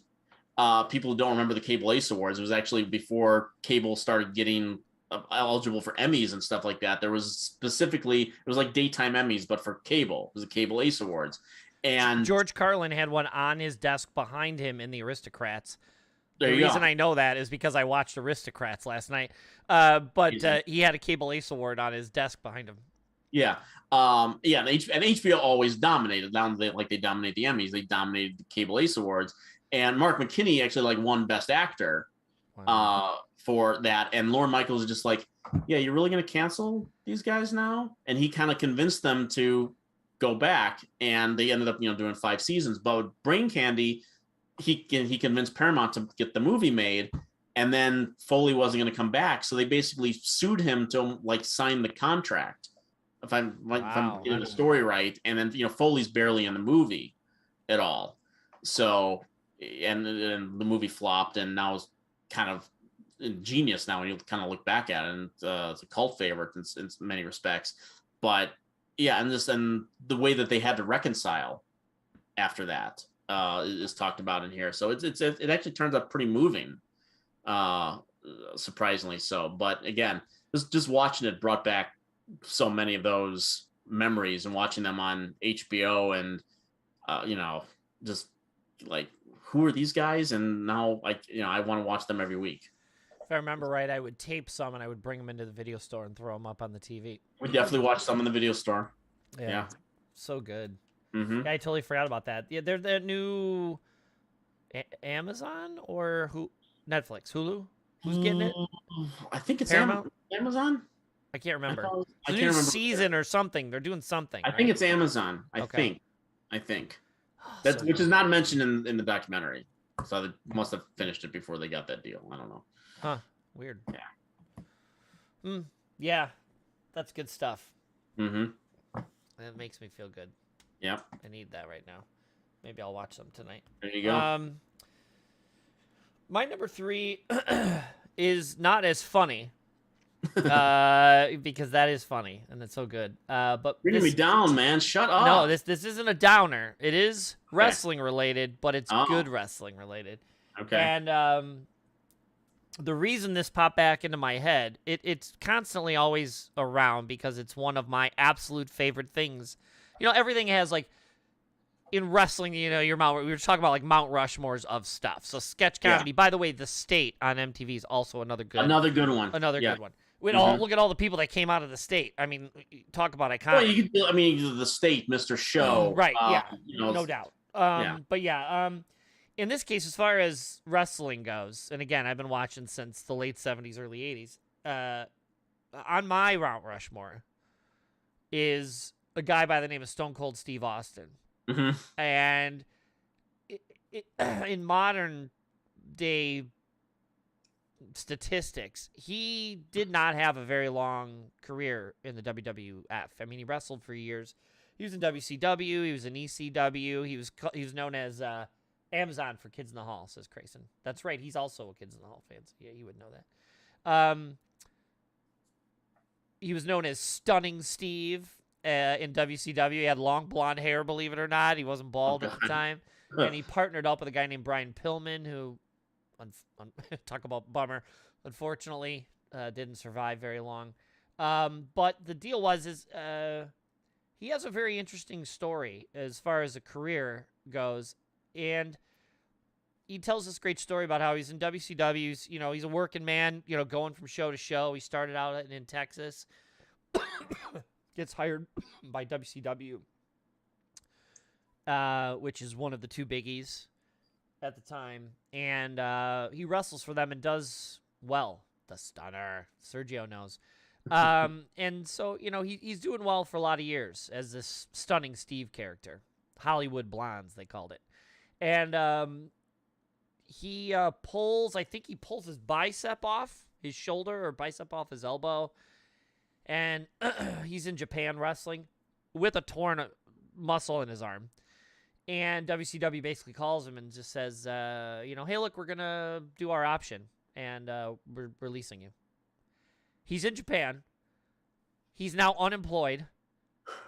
And when you're a wrestler, if you're injured, your only health care is when you're getting paid because they don't have pensions. Right. And they're nothing. They're contract workers. Mm-hmm. John Oliver does a great thing about how they shouldn't be treated as contract workers. That's right. Contract workers. But he basically goes home penniless, you know, whatever money he's got in the bank, and he's sitting around. And anybody who knows wrestling, Paul Heyman is running ECW at the time and says, why don't you just come down? It's like 6 weeks after he's been sitting around the house. And he's like, come down. He's like, my arm is busted. He's like, I can't do anything. Paul Heyman's like, just come down and cut some promos. You know, I want to yell loud like Ren and Stimpy. And so just come and cut some promos. And he's like, okay. He goes down there and just let's go. He's got nothing to lose, man. He's not even employed. Paulie's paying him a little bit of money. He goes off. WCW fired me. And like, this is what they call a shoot, a reel. Like, yes, it's kind of fake and he's using it to get the crowd going, but it's a shoot. He's talking about how they're all pieces of garbage and how they fired him and how he was unemployed. He had no money. How dare you do this to me? And I don't have to do anything anymore. I can do what I want and make my own. I deserve to be this and that. And he's in ECW for a little bit. And then he gets hired by WWF and he gets given to someone you know is the $1 Million Man, Ted DiBiase. Yeah. And they Vince, in his infinite wisdom, gives him another dumb name. There's a lot of dumb names floating around at the time, and they call him the Ringmaster.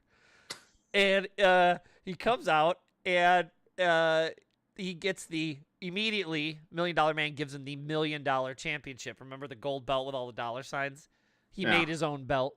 And so the ringmaster was the $1 Million Champion for a little bit. But he hates it. He absolutely hates it. And he's there, and he just stop listening to them. He's like got nothing to lose. And he gets hurt. I think it's the Royal Rumble. He gets hurt. And he's actually at the hospital. He says, sew my face back up. And they sew his lip back together. He goes back, does his third match, wins, goes up to talk to Michael Hayes from the I think the Thunderbirds. Yeah. But he goes up to Michael Hayes, and he's talking to him. And that's when, at the time, Jake the Snake was using a religious, he would quote scripture and stuff. And that was like his little gimmick. And that's the iconic. He goes up there, and he's got nothing to lose. He's still, I think, technically the ringmaster, or Steve Austin the ringmaster, or just Steve Austin. And he just goes up there, and he's got nothing to lose. And he throws it out there, and he just says the iconic lines, Austin 316 just said, I just whooped your ass. And that's it. His career, his ultimate career began there. And it was this, he just let his anger out, and he did it in a creative way, and he blew everyone away, and his personality came out, and his wife is the one, I think she was from England at the time, he's drinking tea or something at home, and she gives it to him. It's either hot tea? Yeah, it's hot tea, I think. Gives it to him, and says, you better drink that before it gets stone cold. And he's like, And either him or her goes, that should be your name. God. And it becomes Stone Cold Steve Austin. And then the stunner, he was using the $1 Million Dream, which is the sleeper hold. And he put the people, and it was dumb. And then he was using some other finisher, and that was dumb. And Michael Hayes, again, the guy who was interviewing him at the time, used to be a wrestler in the 70s and 80s, told him one night, he's like, hey, Steve, I got this idea for you. I tried using it once with this other guy. I gave it to him once. And he's like, I'll show you. Get in the ring. I'll show you. And he just shows you, do what you got to do to get in front of the guy, grab the back of his head, and just drop to your ass, but bring his, thing down with him. And Steve's like, that looks pretty good. That looks neat. No one had ever done it like quite that way, or what it was. And at the time, he was fighting a guy that night called Savio Vega, and he asked him, he's like, hey, I'm going to try this. Let me do it to you now. And if it's okay, can I do it tonight? And he's like, yeah. Savio Vega was the first person to receive a Stone Cold Stunner. And that's what they called it, the Stunner. And because, again, his old name used to be Stunning Steve. So it's kind of a callback to that, but it's called the Stone Cold Stunner. And there is nothing more stupidly hilarious than watching him kick a guy in the gut, spin around, and drop to his knee and pop the guy, in the chin. It's all, you know what it is. Again, talking about Big E hurting himself and almost being paralyzed, and then the other injuries that Scott Hall had that led him to all these other things. It looks like it could be violent. You're getting your head smashed on this guy's shoulder, but it is so ridiculous. But it's such a perfect finisher. It's quick, short. It can be hit instantly, and it's not all elaborate. We've got to bounce the guy off the ropes or lift him up in the air and do all this stupid crap. You kick him in the gut, you turn around, and you just drop to your knees. And the person, he said, that would make it laugh the most, because everyone tries to break people to kick you out of your character. You're not supposed to, like Saturday Night Live, was The Rock. Because The Rock would always go bouncing and flying way more than necessary. And he'd bounce himself off the ropes and flip over 3 times. And there were a couple times he almost got Steve Austin to laugh when he obviously shouldn't have been, because of how ridiculous The Rock was. But this all leads back to when I was talking about the Big E. It was, he gets this fame and he's starting to become Stone Cold Steve Austin and everything. And he has a match with Owen Hart, the guy who ends up, again, not a lot of good stories of wrestling, but Owen Hart, falls to his death in the ring. But before that, they had a match, and the tombstone, or a pile driver, where you lift the head below, legs up top, drop to the ground.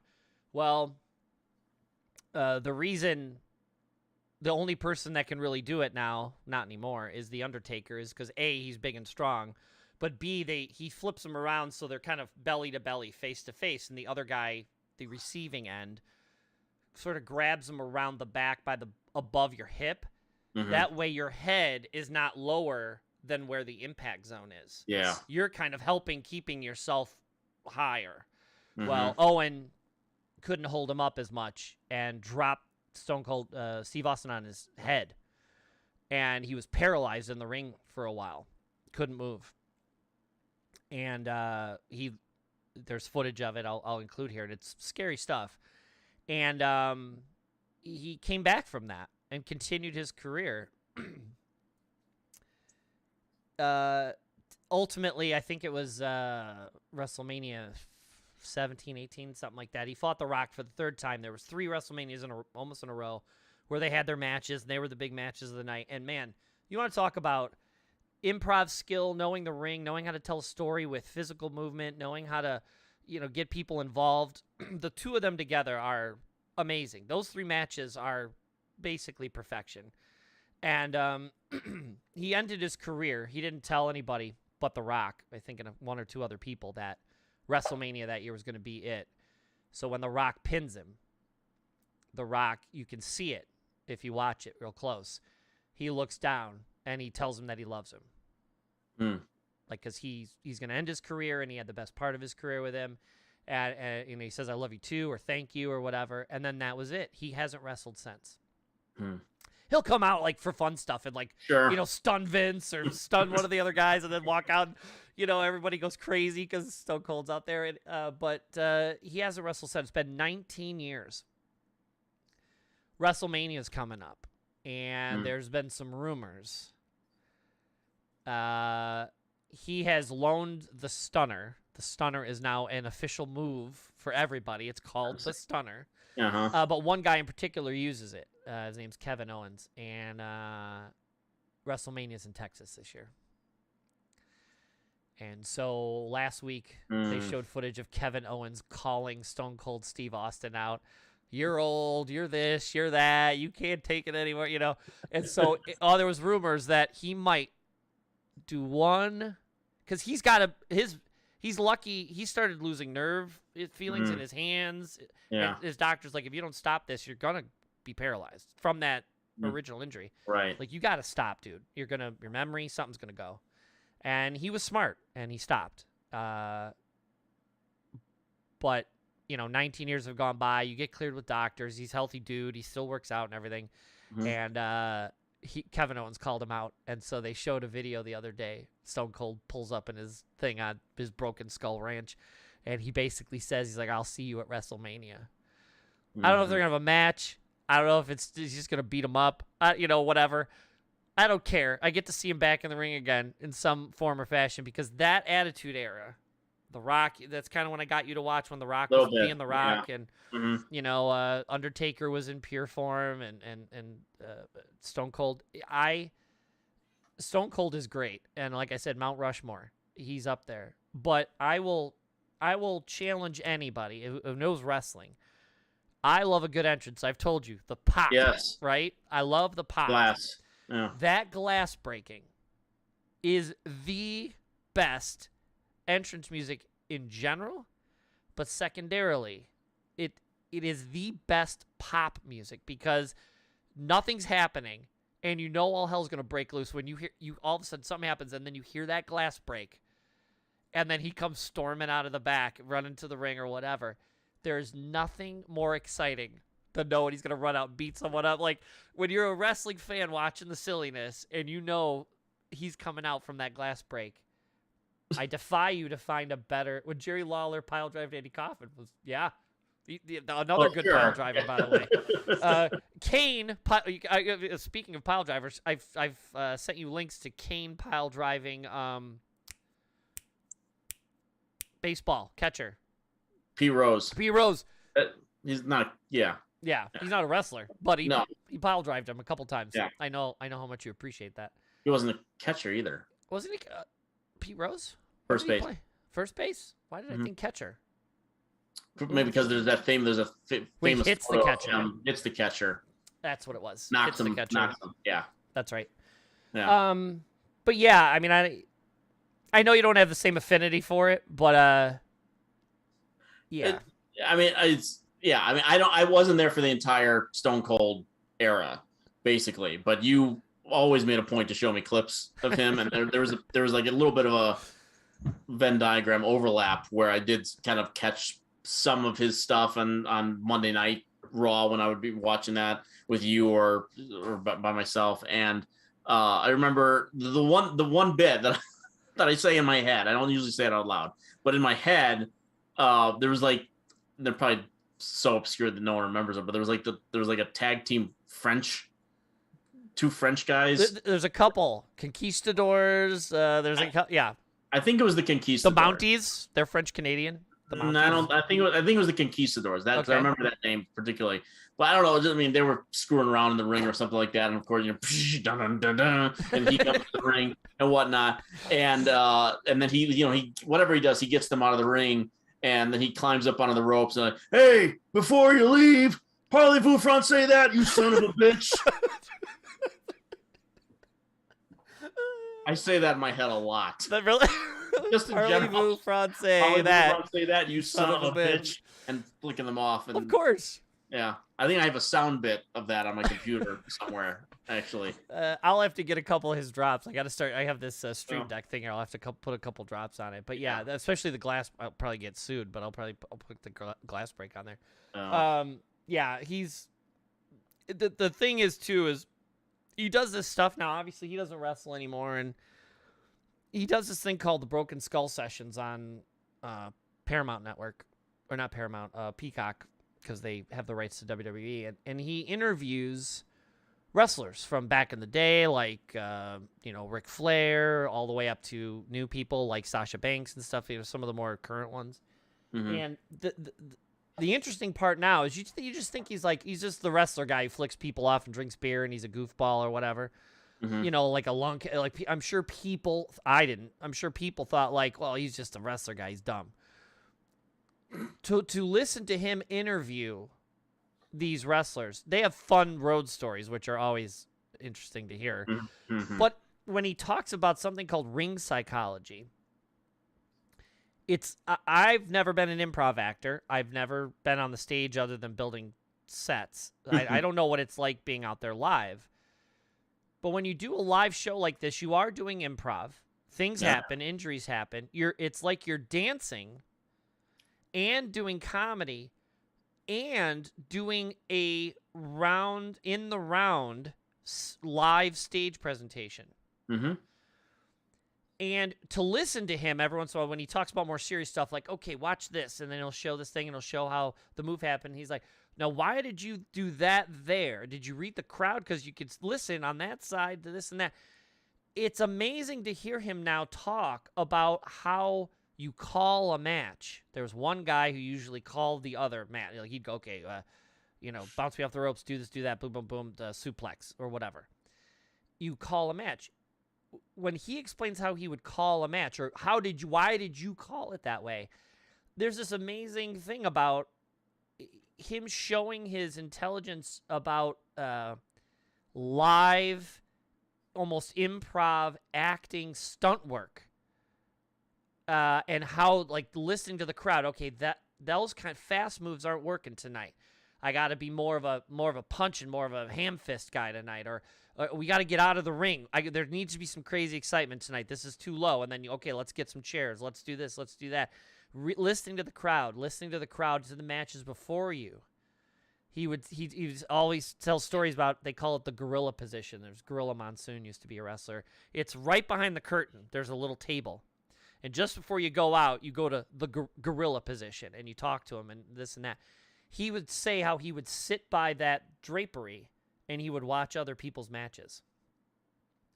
Like he wasn't just there to make money. Like this was like a science to him.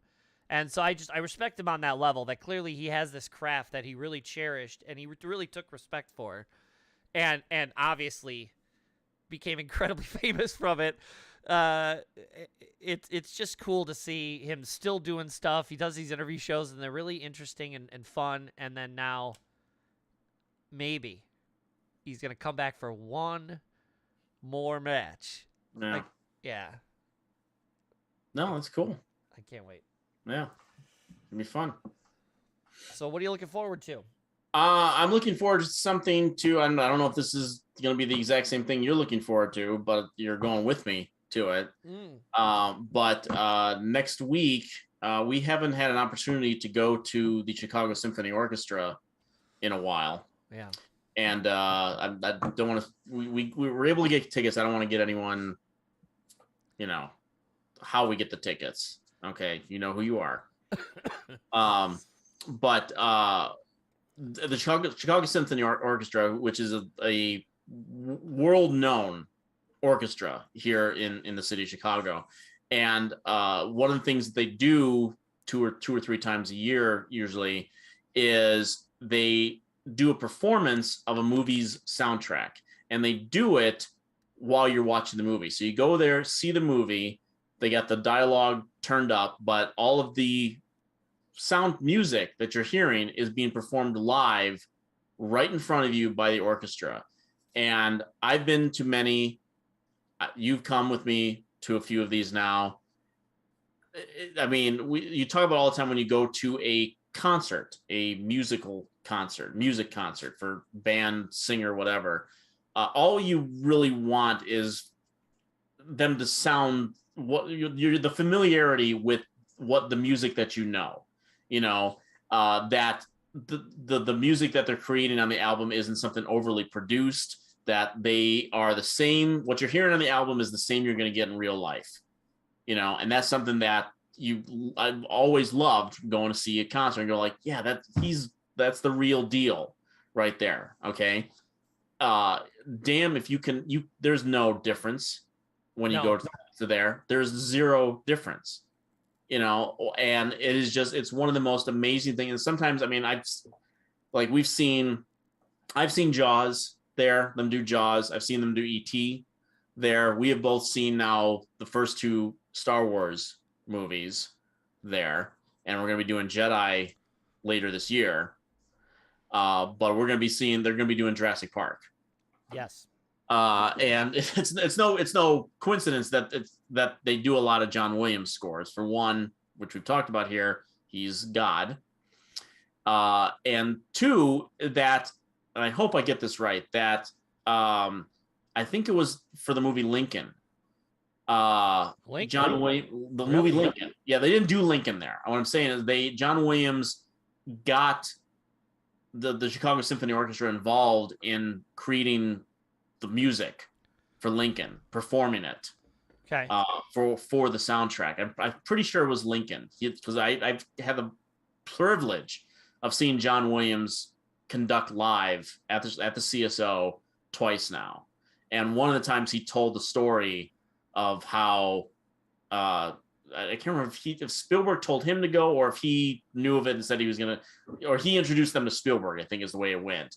And so, Spielberg came and saw them and whatnot. And he was like, yeah, do it. So I'm pretty sure it's Lincoln. I'm like 90% sure of that. So they've done a lot of John Williams stuff and the Spielberg stuff. And I will sometimes just stop watching the movie and I just watch the orchestra play. If you take your eyes off the orchestra and you like you said, focus on the movie for a little bit, because you're so hyper focused because whatever, there's a lightsaber battle or something, you're kind of you don't, like you said, you cannot tell the difference. Nope. It is absolutely to the second perfect. You don't hear one off note. I mean, obviously these people are professionals. Yes. I mean, they've done, like I've world said, class. I've said to other people on this podcast, like, they haven't done their 10,000 hours, they've done their 50,000 hours. Like, they are way beyond expert. So I mean, it makes sense that it sounds good, but yeah, that is, it's almost freaky how amazing it sounds. Yeah, and like I said, I mean, you just sit there and there is an intermission, so it's not 2 hours, sure. Doing their instruments and whatnot. So they do get an instrument, on intermission, and they get a big round of applause every time they get an opportunity. I mean, it's not like going to see a symphony play some an orchestra play some symphony or something like where every single piece you applaud them. You don't get that for like every track here, so people are watching the movie, but you get the intermission and at the end, everyone just, I mean, the applause that you hear there is, I mean, it's just incredible and so well deserved, and they're so amazing. And Sergio's talking stuff. I just want to make sure that we'll give Sergio credit. Yes, thank you, Sergio. Yes. I just want to make sure that it's all good. But it's just so we haven't had an opportunity. I think last one we saw was Empire, right? Well, it's the only two I've seen are Star Wars and Empire. Yeah, so those two, and I've seen Jaws and E.T. as well. I don't know if I don't think I saw Raiders there. I don't remember doing Raiders there, but I did those other two, and so I mean it's been since before the hellscape began that we had an opportunity to see this, and we're going masked, but we're going. Do we know Geek Out with the beef? Do we know this person? I don't know. I don't know. Do we know you? How do we know you? Geek Out. First in line to see the Wild Wild West soundtrack. Really? We'll take anybody in here, but still. Sure. Yeah. Okay. That's got to be a joke. I'm very excited. Again, John Williams. Look, I'd listen to him do music for whatever. I don't care. Mm-hmm. Narrate me doing dishes, whatever. I would listen to it. It's I'd listen to that score. Yeah, it's not as exciting as a lightsaber battle, but he'd make it exciting. You're right. He'd give you your own score, and then you wouldn't be able to get it out of your head for the rest of your life. So you'd have that combination. You got John Williams, you got Star Wars, and you have a live orchestra doing it. It's pretty amazing. I mean, they do it for other movies and other soundtracks. They did at Ravinia. That's right. I do remember that. Someone else. I do know at the orchestra they've done other movies by different people. It hasn't they've always been John Williams. They've done some Hitchcock movies. Yeah. They've done like Bernard Herrmann scores. I know they've done at least one Harry Potter movie, which is John Williams. But not all of them, right? John Williams only did the theme song in that first movie. He did. I think he did the first. He definitely did the first one. I don't remember if he did the second one or not. He might have just done the first one. Yeah. The iconic theme from that he did. But next week when that Jurassic Park score kicks in, I'm gonna be a little emotional. I think. I mean that's It's pretty spectacular. If you can get there for any of this, I mean, it doesn't have to be John Williams, but it just so happens it's John Williams. So how do you say no to that? I just want to be clear. John Williams is not going to be there conducting. Correct. Let's want to get that clear. He was supposed to be there this year, but he's got something else going on. But it's John Williams. They have their own conductor, and they're just as amazing. So. Yeah, it's good. And just, I mean, Jurassic Park rules, so. Yeah, it's another one. Mm-hmm. Regardless of it being Star Wars. It's cool. Yep. Mine, I'm looking forward to, I keep seeing stills. I'm trying to stay away from anything to really screw it up too much, but of course people can't keep their mouth shut. I am really looking forward to Doctor Strange 2. That, when we saw... Spider-Man, and they chose to play the full trailer as the kicker, the bookend at the end.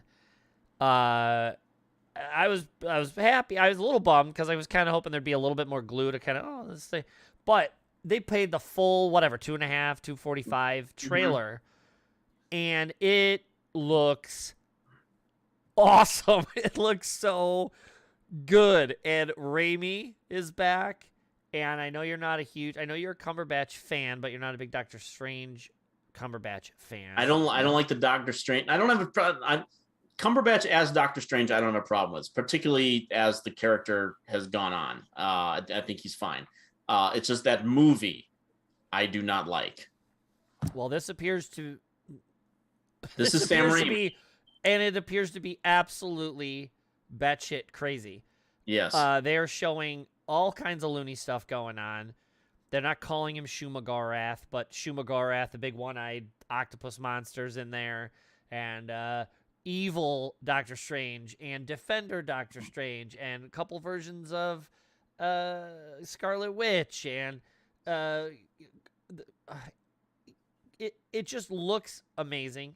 The implications of it for, again, a person who likes these Marvel movies is enormous.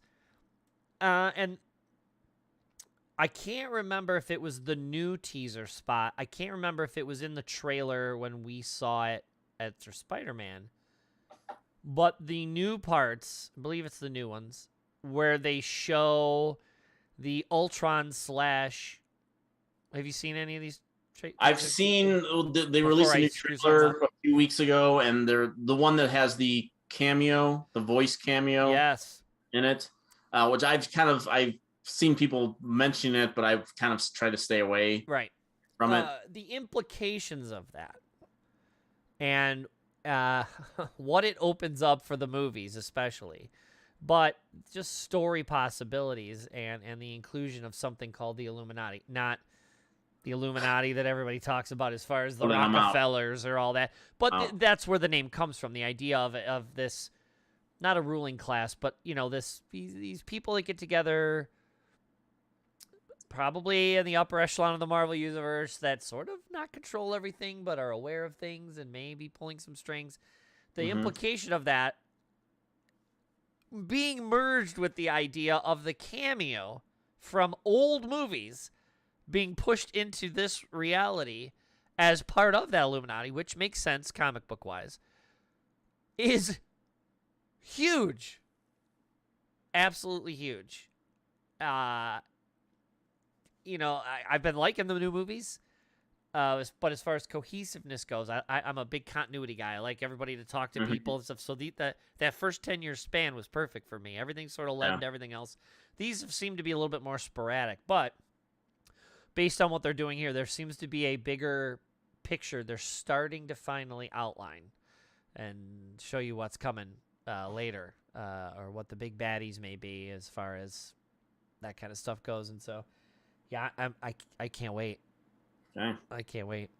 Couple more months, not even a couple more months, like April 6 weeks. 25th, right? No, May 6th. Maybe May 6th. Maybe it was May 6th. May 6th, I think. Yeah, May 6th. Someone pre-ordered tickets for Sonic the Hedgehog 2 for them and their mom. Cool. There you go. They have gems. They're putting the gems in there, kind of like the Infinity Gems. Okay. Technically, Sonic did it first, I think. But yeah, can't wait. This was fun. Next week, you'll be back for your typical bi-weekly appearance. This was sort of a stand-in situation, but yeah, it's will be then. I don't think anything. So, when is the orchestra thing? Next Friday. Friday, so it's after. Yes. Okay. Yes. All right. Cool. Well, thanks for everybody listening. Remember to like and subscribe. There's a little button underneath this right here, big red button, or and a little bell. Click that. If you're listening on iTunes, make sure you like, subscribe, rate, maybe even leave a little comment. That'll be helpful. Thank you so much, and we'll see you next week. Later. Sounds good.